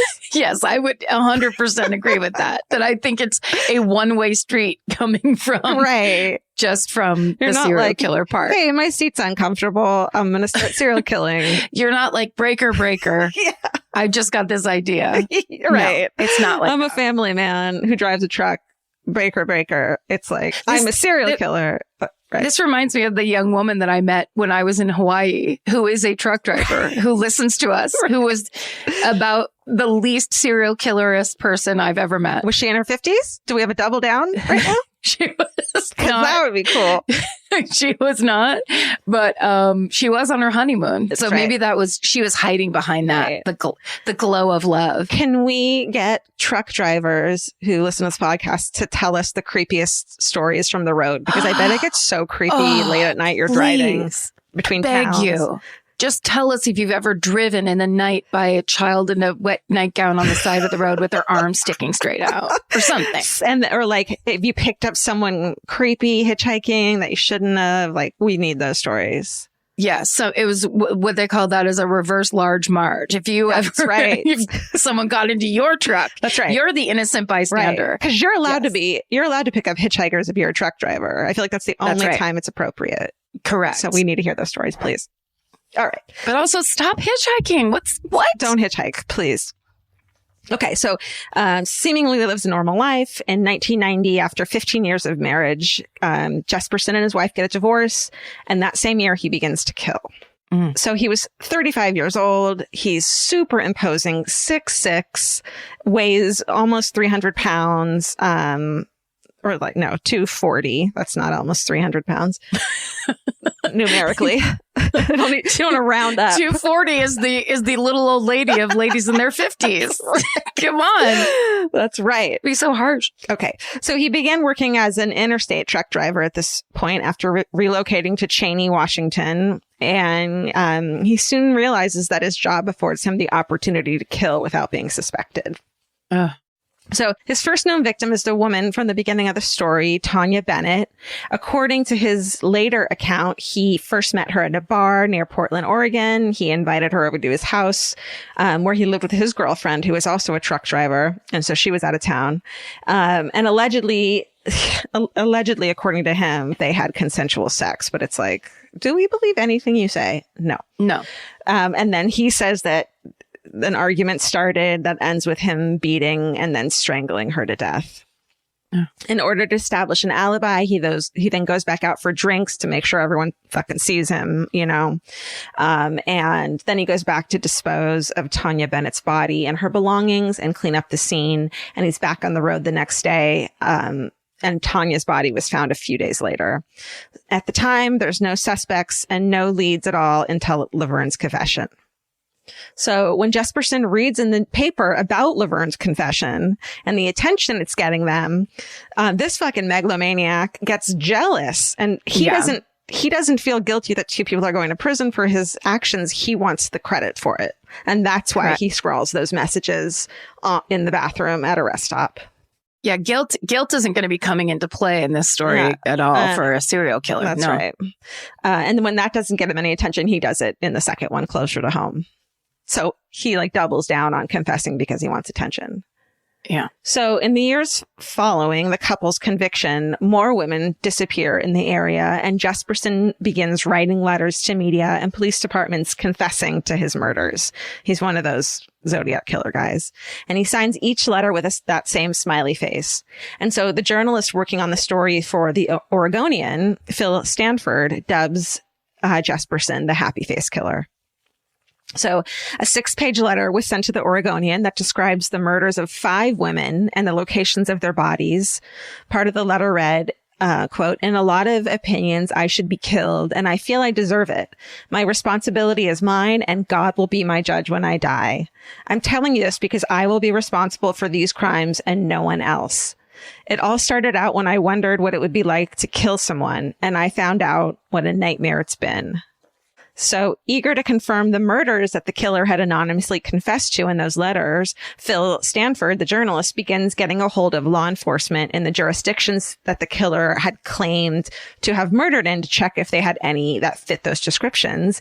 And he finds that there indeed had been murders that fit the anonymous writer's descriptions with details only the killer would know. So they weren't in the, in the papers, thus confirming that the anonymous happy face killer was actually indeed a serial killer. So we've got this fucking journalist on his tail. Can you imagine too, if you're putting it together as that Phil Stanford, the great journalist for the Oregonian, going like, yeah, here's my theory. Oh my God, my theory is real. Like, right. Or like, he's like, satisfying and horrifying. I can't print this. Let me just check a couple things. And then, oh, fuck, Yeah. Yeah. Wait, just really quick. Yeah. Remember the Murder in Oregon podcast? Don't talk about it yet because I'm going to talk about it. Is it the same? Is it that same journalist? And there's more than one reporter at the Oregonian. Oh, you're fucking right.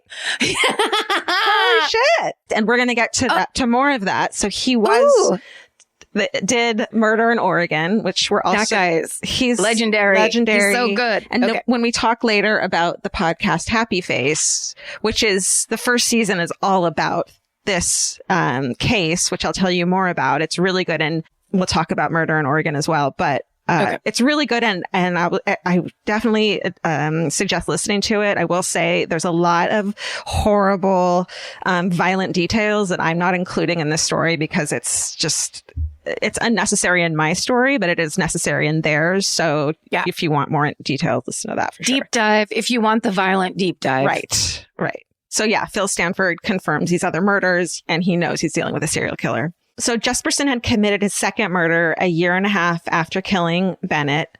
On August 30th, 1992, the body of a woman he had raped and strangled was found near Blythe, California. Is that Central California? I think that's the desert. I think that's out in the desert. Okay. Kind of on the way to Vegas? No man's land, I feel like, right? And she was then and still remains a Jane Doe. Though Jesperson later says he remembers her name as being Claudia. A month later, the body of 32-year-old Cynthia Lynn Rose was discovered near Turlock, California, along Highway 99. And his fourth victim was 26-year-old Lori Ann Pentland of Salem, Oregon. Her body was found in November 1992, having been strangled. Then more than 6 months later, in July 1993, his fifth victim was found in Santa Nella, California. She too remains a Jane Doe, and because of her, quote, street person status, the coroner originally considered her death a drug overdose. And her death wasn't considered a murder until Jesperson later took responsibility for her murder as well. I know. It's just sad, sad stories.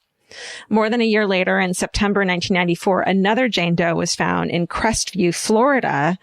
The remains consisted of mostly bones of a woman that investigators believed had been approximately 40 years old at the time of her death.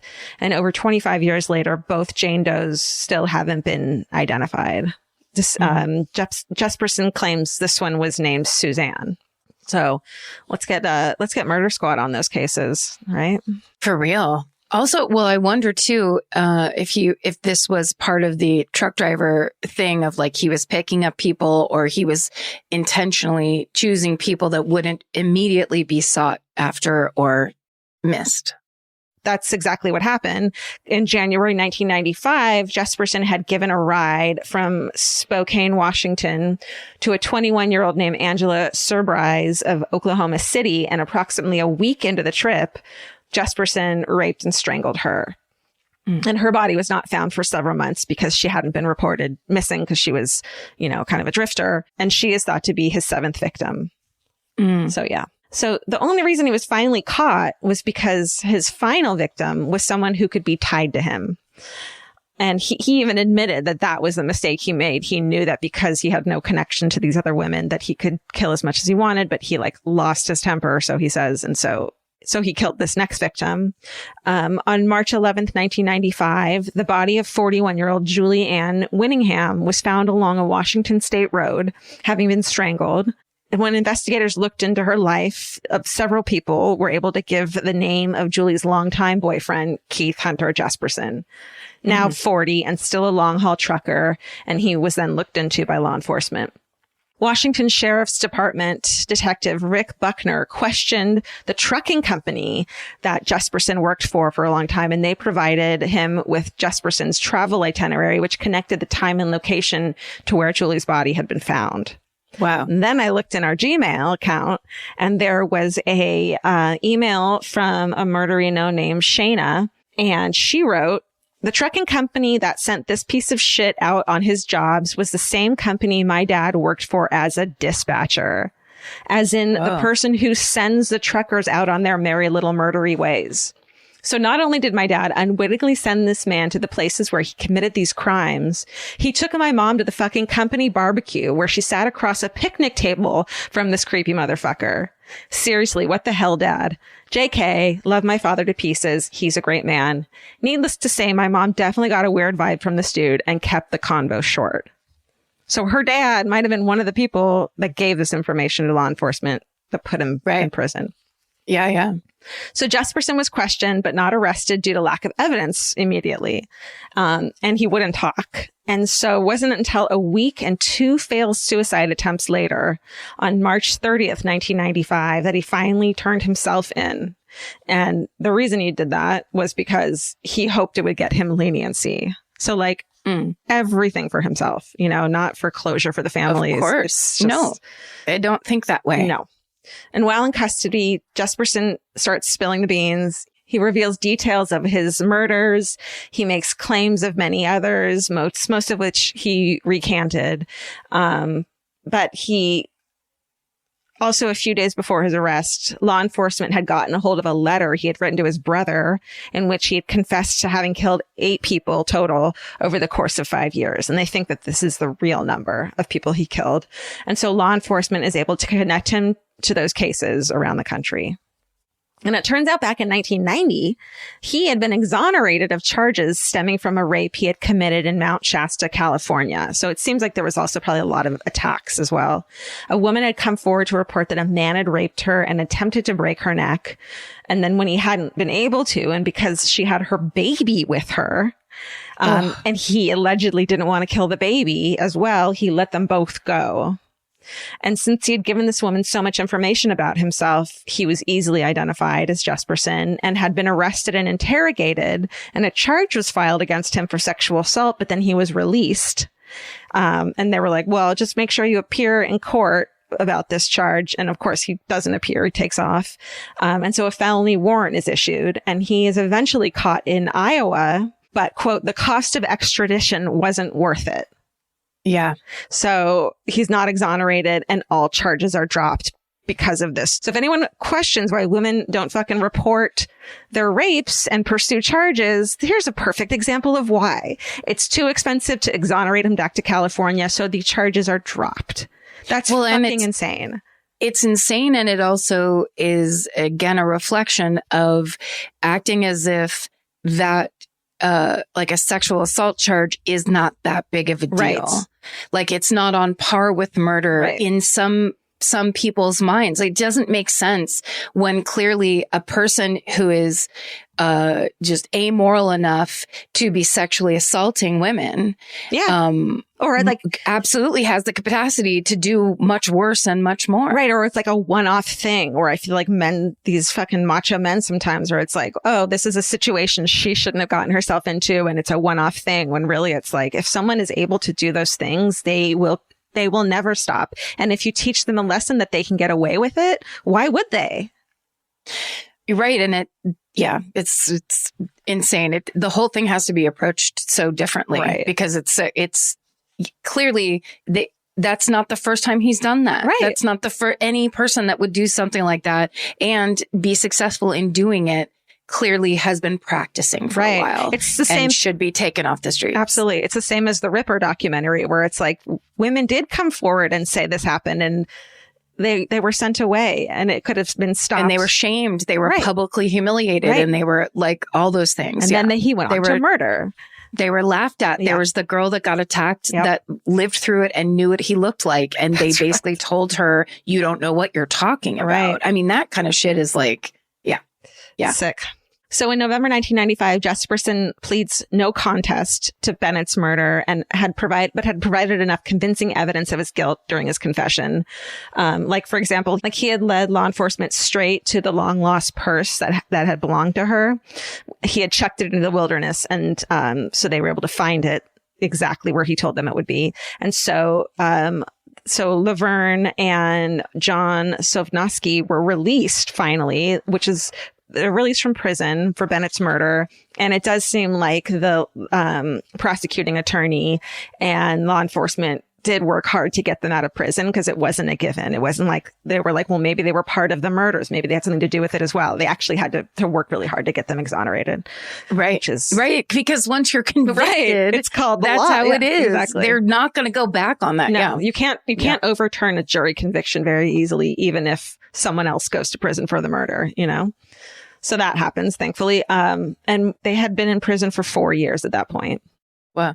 Laverne dies of heart failure in March of 2003 at age 70. So Jesperson is serving 3 consecutive life sentences at the Oregon State Penitentiary in Salem. In September 2009, he's indicted for murder in Riverside County, California, and is extradited to California to face the charges of the murder of the Jane Doe that he committed in Blythe. So goodbye, fuck off. Let's really quickly talk about Jesperson's daughter. So his daughter, Melissa Moore, was 15 in 1995 when her dad got arrested, and it all came flooding out who he was. She and I were the exact same age too. So like, can you imagine being 15, which is fucking hard enough without having to find out your dad is a serial killer? Horrible. Like, God. So horrible. Horrible. She wrote a memoir in 2008 called Shattered Silence and says she originally felt like a ton of guilt and responsibility about what her father had done. And of course, when people at her high school found out, you know, she was ostracized, says she had to change high schools a couple times. Yeah. And she learned not to tell anyone about who her father was because she was scared that they would think that she was like her dad. So she like wouldn't even tell boyfriends about it as she got older. And she says she was just as perplexed as everyone else that he turned out to be this monster. It sounds so similar to the BTK's daughter. Right. Well, no, they were living double lives. Yeah. And he was had been a good father, aside from a couple incidents of extreme animal cruelty, which I will not get into, but they get into in the podcast. It's fucking horrific. And also he would inappropriately and explicitly talk about his sex life with his children a lot. So she's on the Oprah Winfrey Show in 2009 to promote her book. And she says that after that, she started receiving correspondence from a ton of people who had family members who were also killers and kind of felt ashamed and couldn't talk to anyone about it because they felt judged. And so they were thanking her for telling her story and wanted advice, you know, from her, how to feel less ashamed, how to talk to their kids about what, you know, these people had done who were in their lives. Right. And she was the only person that they could talk to. So she says she starts to travel to meet these people and speaking to them on the phone. And that gave her meaning and direction.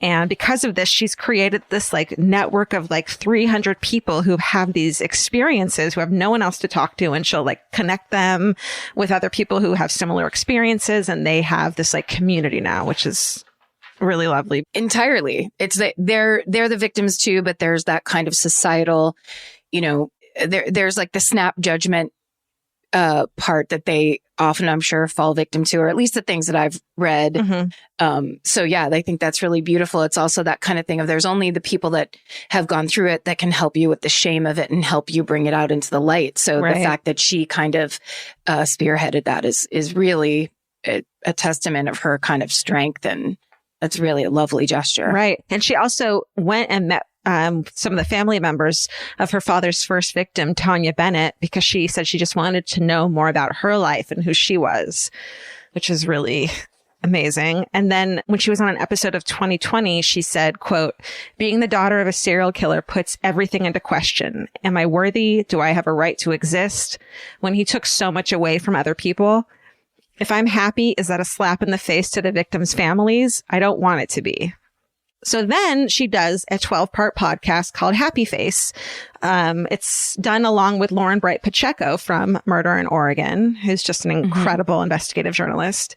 And they speak to Melissa's mother and like just get the story of how it happened and what happened. I'm still in the middle of it right now. And they tell the story of her father and the family's trauma.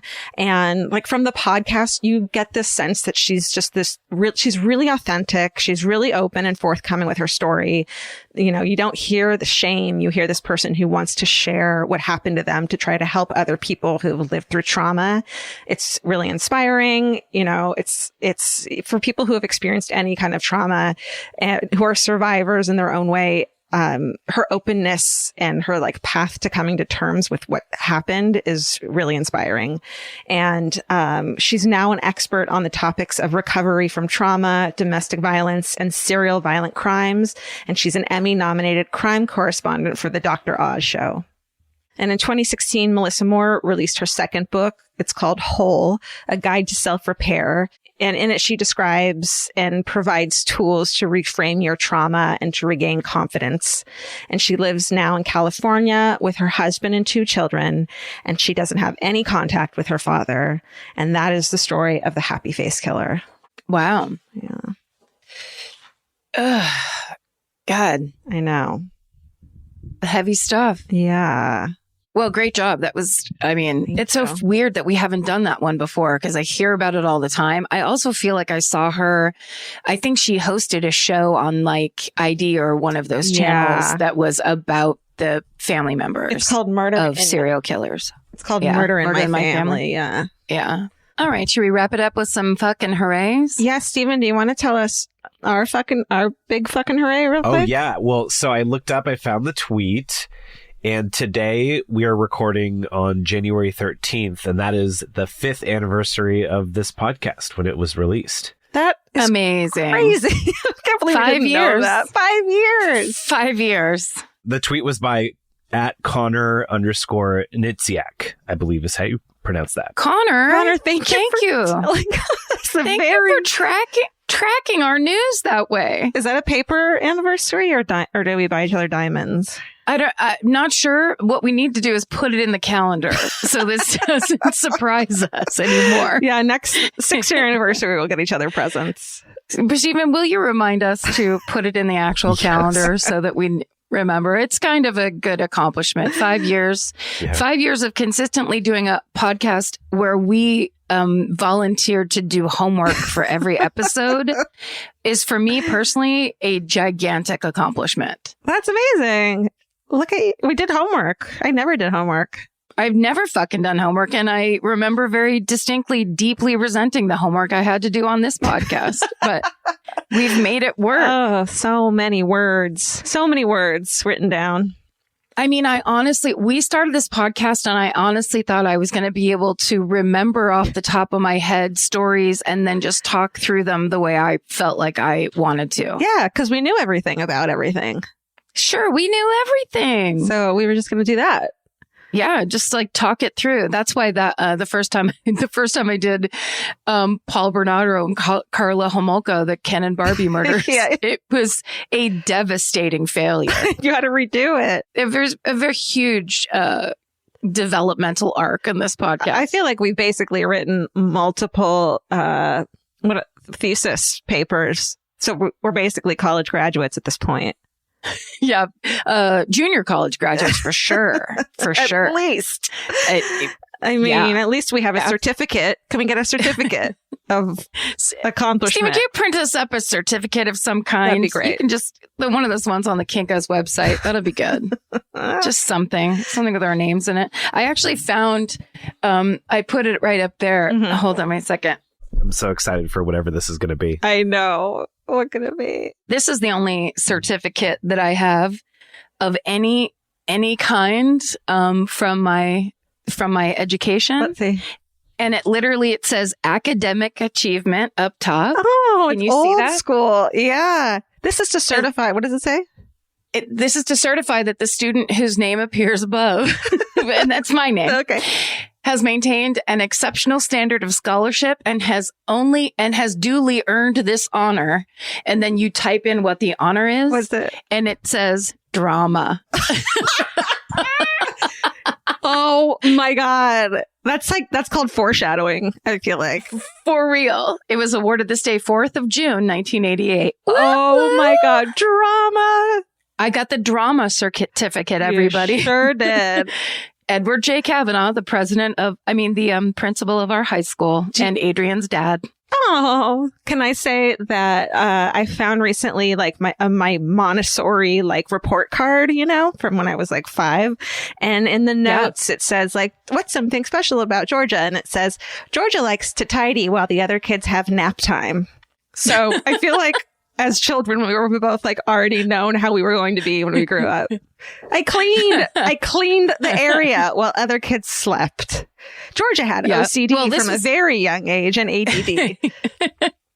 You go ahead and sleep. I'm going to go ahead and wipe down some surfaces. It's not even my job. And help the teachers. Yeah, exactly. You're just supposed to be chilling out and having a snack. Oh, it explains so much. Okay. Do you have fucking arrays you want to read? Do you want to go first? Or want me to go first? You can go first. Okay. This is from Hello, it's Clarice from the fan cult. Oh. Hello, Clarice. Hello, Clarice from the fan cult. She says, 2020 was a long one for us all. After 9 months of being unemployed, I finally got a job again and at an animal shelter. And then a bunch of emojis. I will be an adoptions counselor, aka a matchmaker for pets and their new owners. Another cute emoji. My lifelong dream that has been delayed once again by COVID is to care for endangered species such as lions and chimps. This is the best next step for me, and it means so much that I can help animals in need. The first paycheck that I am able to donate will be in Elvis's name. Isn't that sweet? Thanks for getting through life with me and all your amazing advice. Love you guys so much. And then it says in parentheses, Karen, quote, you've got to let your juices marinate. It may take a long time. Something you've said that inspired her. Isn't that sweet? Thanks. Hello, Claire. It's Clarice. Congratulations on your job. Let me have a kitten. I just like that she's getting paid for a job like that. Hell that really yeah. does sound like something cool to do that you would just like, well, you're really this way. So I think this dog would be really this for you. That's how I got Dottie at Santa de Ord. We like went in and one of the volunteers and I was like, I want this. And he was like, you got to meet Lucy Lou. And it was Dottie. And it was Dottie. Yeah. This starts my fucking hooray. It says 2020 tried like hell to break me. In April, my husband was laid off. Then on August 2nd, he had a series of heart attacks at age 35, leading to open heart quadruple bypass. On August 14th, the day he was supposed to be released to go home, he suffered a massive stroke, killing 2/3 of his brain. They said that he was paralyzed on his right side and blind in his right eye. He'd never be able to walk again or talk again. Well, here we are at the beginning of 2021. Tomorrow, he graduates from cardiac rehab. His only deficit is his speech. He is slowly relearning language and starting to be able to put together sentences. So my fucking hooray is his ability to say, fuck you, 2020. Casey. Oh my God, Casey. Sending you healing vibes. Wow. Yeah. Casey, you're a badass. The fact that you were able to even type that and send it in means you're stronger than all of us put together. Keep it up. I'm so glad to hear that your husband's only deficit is speech. People have the capacity to heal and to do so many things that, that there's I love those stories where doctors are like, the doctors are saying that this is the only thing possible. And then those people like just break those expectations. Totally. So congratulations and stay strong. Yeah. Incredible. This is from Instagram, from Brimo Morales. My fucking hooray was being able to be part of giving Christmas gifts to formerly homeless LGBTQ young adults. My wife and her coworkers raised over $1,300 to buy Christmas gifts for youth in an organization called Thrive, which helps get LGBTQ young adults into housing and teaches them life skills along with helping them with their mental and physical health. I'm so grateful I was able to be part of making these young people's Christmases amazing, and I'm so proud of my wife for organizing all of this. That's incredible. That's great. Yeah. That's a beautiful story. I know. I mean, I love that. That's very cool. And that's so generous. Like, yeah, it's to make sure someone else's Christmas is good. Ugh. Like using your energy to do something like that. Totally. That's beautiful. Yeah. This one is from Michelle Soups. And it says, I got myself this 2021 true crime page-a-day calendar and immediately thought of MFM when I saw that Mary Vincent was the first story for January 1st. Yay. One of the most jaw-dropping and amazing survivor stories I've ever heard.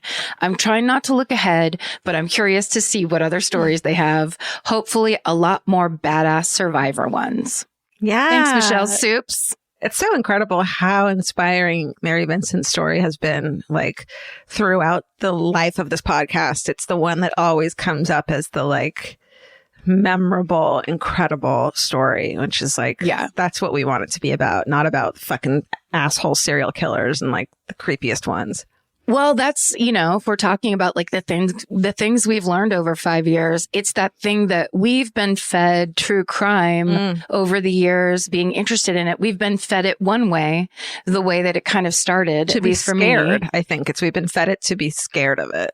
But then in the 90s, there almost became this strange fetish of like the killers themselves, when it was like people were buying John Wayne Gacy paintings and that kind of bullshit that kind of was like, oh, that means somehow you're rock and roll or something. Yeah. And so it has been, for me, it's a real honor to be able to dig into these stories and go, no, I'm not, that's not why I'm here. Right. That this story, the part of my interest and this fascination has to do with the fact that these were real people, that this is real loss, that this is human life. And this is what some people go through. It gives you unbelievable perspective on your own life and how you should actually be taking things and interpreting things comparatively. But also there are these unbelievable survivor stories of people who have because I was just rewatching I Survived, and she is in season 1, and Mary herself tells that story herself. And it's incredible. It's unbelievable. And it's really, she's really a beacon. Definitely. Anyways, I feel lucky that we get to share these stories and that people give us the benefit of the doubt, and our listeners know that what we're trying to convey is empathy and gratitude and hope. And, and that's what we're here for. Yeah. Yeah. Totally. It's been an honor. Yeah. It's been a real fucking journey. Yeah. I mean, it has been quite something. Yep. Who knew that just our podcast, our hangout podcast of Chit Chat would become the thing that it was. And thank you all for listening, each of you individually, for caring, listening, playing ball, getting in here, and being here with us. There's some people out there that have been here with us since the first fucking episode, which is hilarious to think about. Yeah. There are people that we've met in the meet and greet lines at live shows who are just like, since day one. Yeah. Like I can definitely remember that happening a couple times of like, are you kidding me? Like we stop and scream at people's faces because they somehow happened upon it. Somehow we're searching through true crime and we're there from. And we're still blown away every fucking day that this has gotten to where it's gotten, that we have, that our lives have been completely changed in the past 5 years in the most amazing way. And we are so grateful for that every fucking day. I can't believe that this is my life now. I know. It's beautiful. It's pretty nice. And Stephen, thank you for being there for the, I think you came in an episode, 4 3/4 years? I believe it was episode 19. Oh, nice. Really? Yeah. So, we had to go along that far without you. That sucks. That sucks. Yeah. Thank you so much, Stephen. You have been such a quiet and necessary part of the show, and so we appreciate that so much. Not that quiet. That wasn't. I meant like, you fill in some little blanks that we need. I'm just humming to myself, but I cut all that out. Thank you. There is a third track that that will eventually be. That would be fucking hilarious if this entire time there's a commentary track. Oh my god! No. Steven's releasing a commentary track. Like a Mystery Science Theater.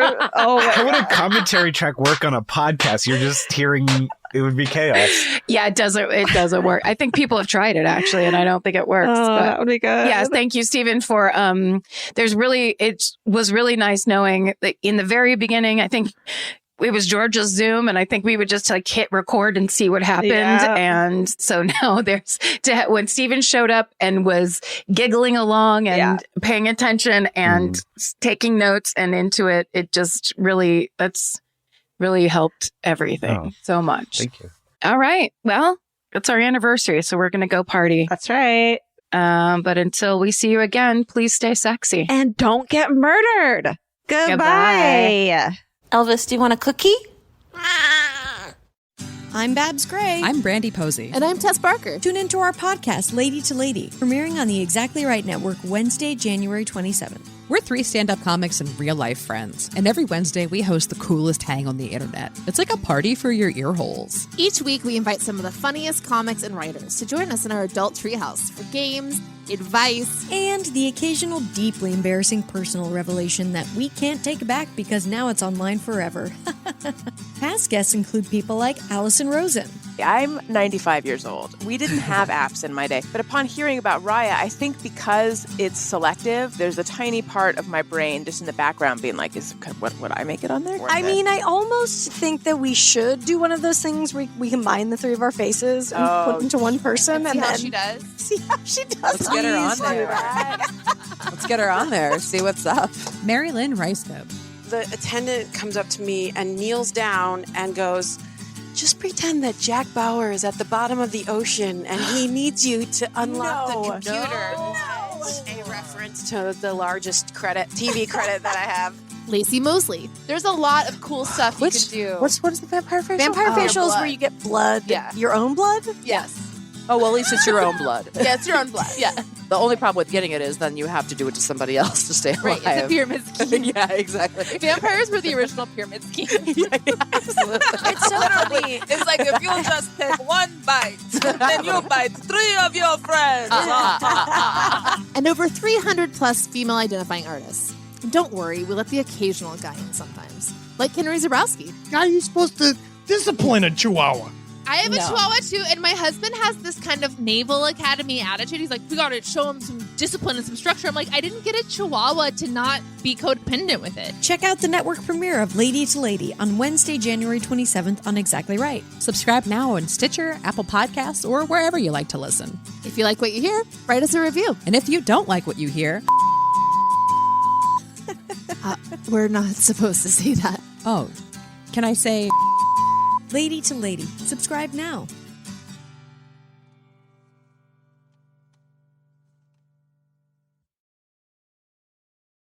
The best time to think about home security is before you need it. That's exactly why there's Simply Safe. Traditional home security only alerts you after a break-in has already happened, and that's too late. Simply Safe is changing that. Simply Safe's US-based live agents identify threats on your property and help deter them so intruders never get to your house. The system is customizable so you can build one that fits your home and your specific needs. The 24/7 professional monitoring is effective and affordable and won't lock you into a long-term contract. I think that's what's so scary for so many people is that long-term contract. And like, whatever turns out you don't like it or need it, but they don't have that because they know you'll like it and you'll know that you need it and feel so much safer when you have it. Like at this point in my life, I would never go without a security system on my house. I just feel safer with actually having Simply Safe around. There's a whole staff at Simply Safe that's waiting to talk to you and help you out. Right now, you can get 50% off your new system by visiting simplysafe.com/MFM. That's half off at simplysafe.com/MFM. There's no safe like Simply Safe.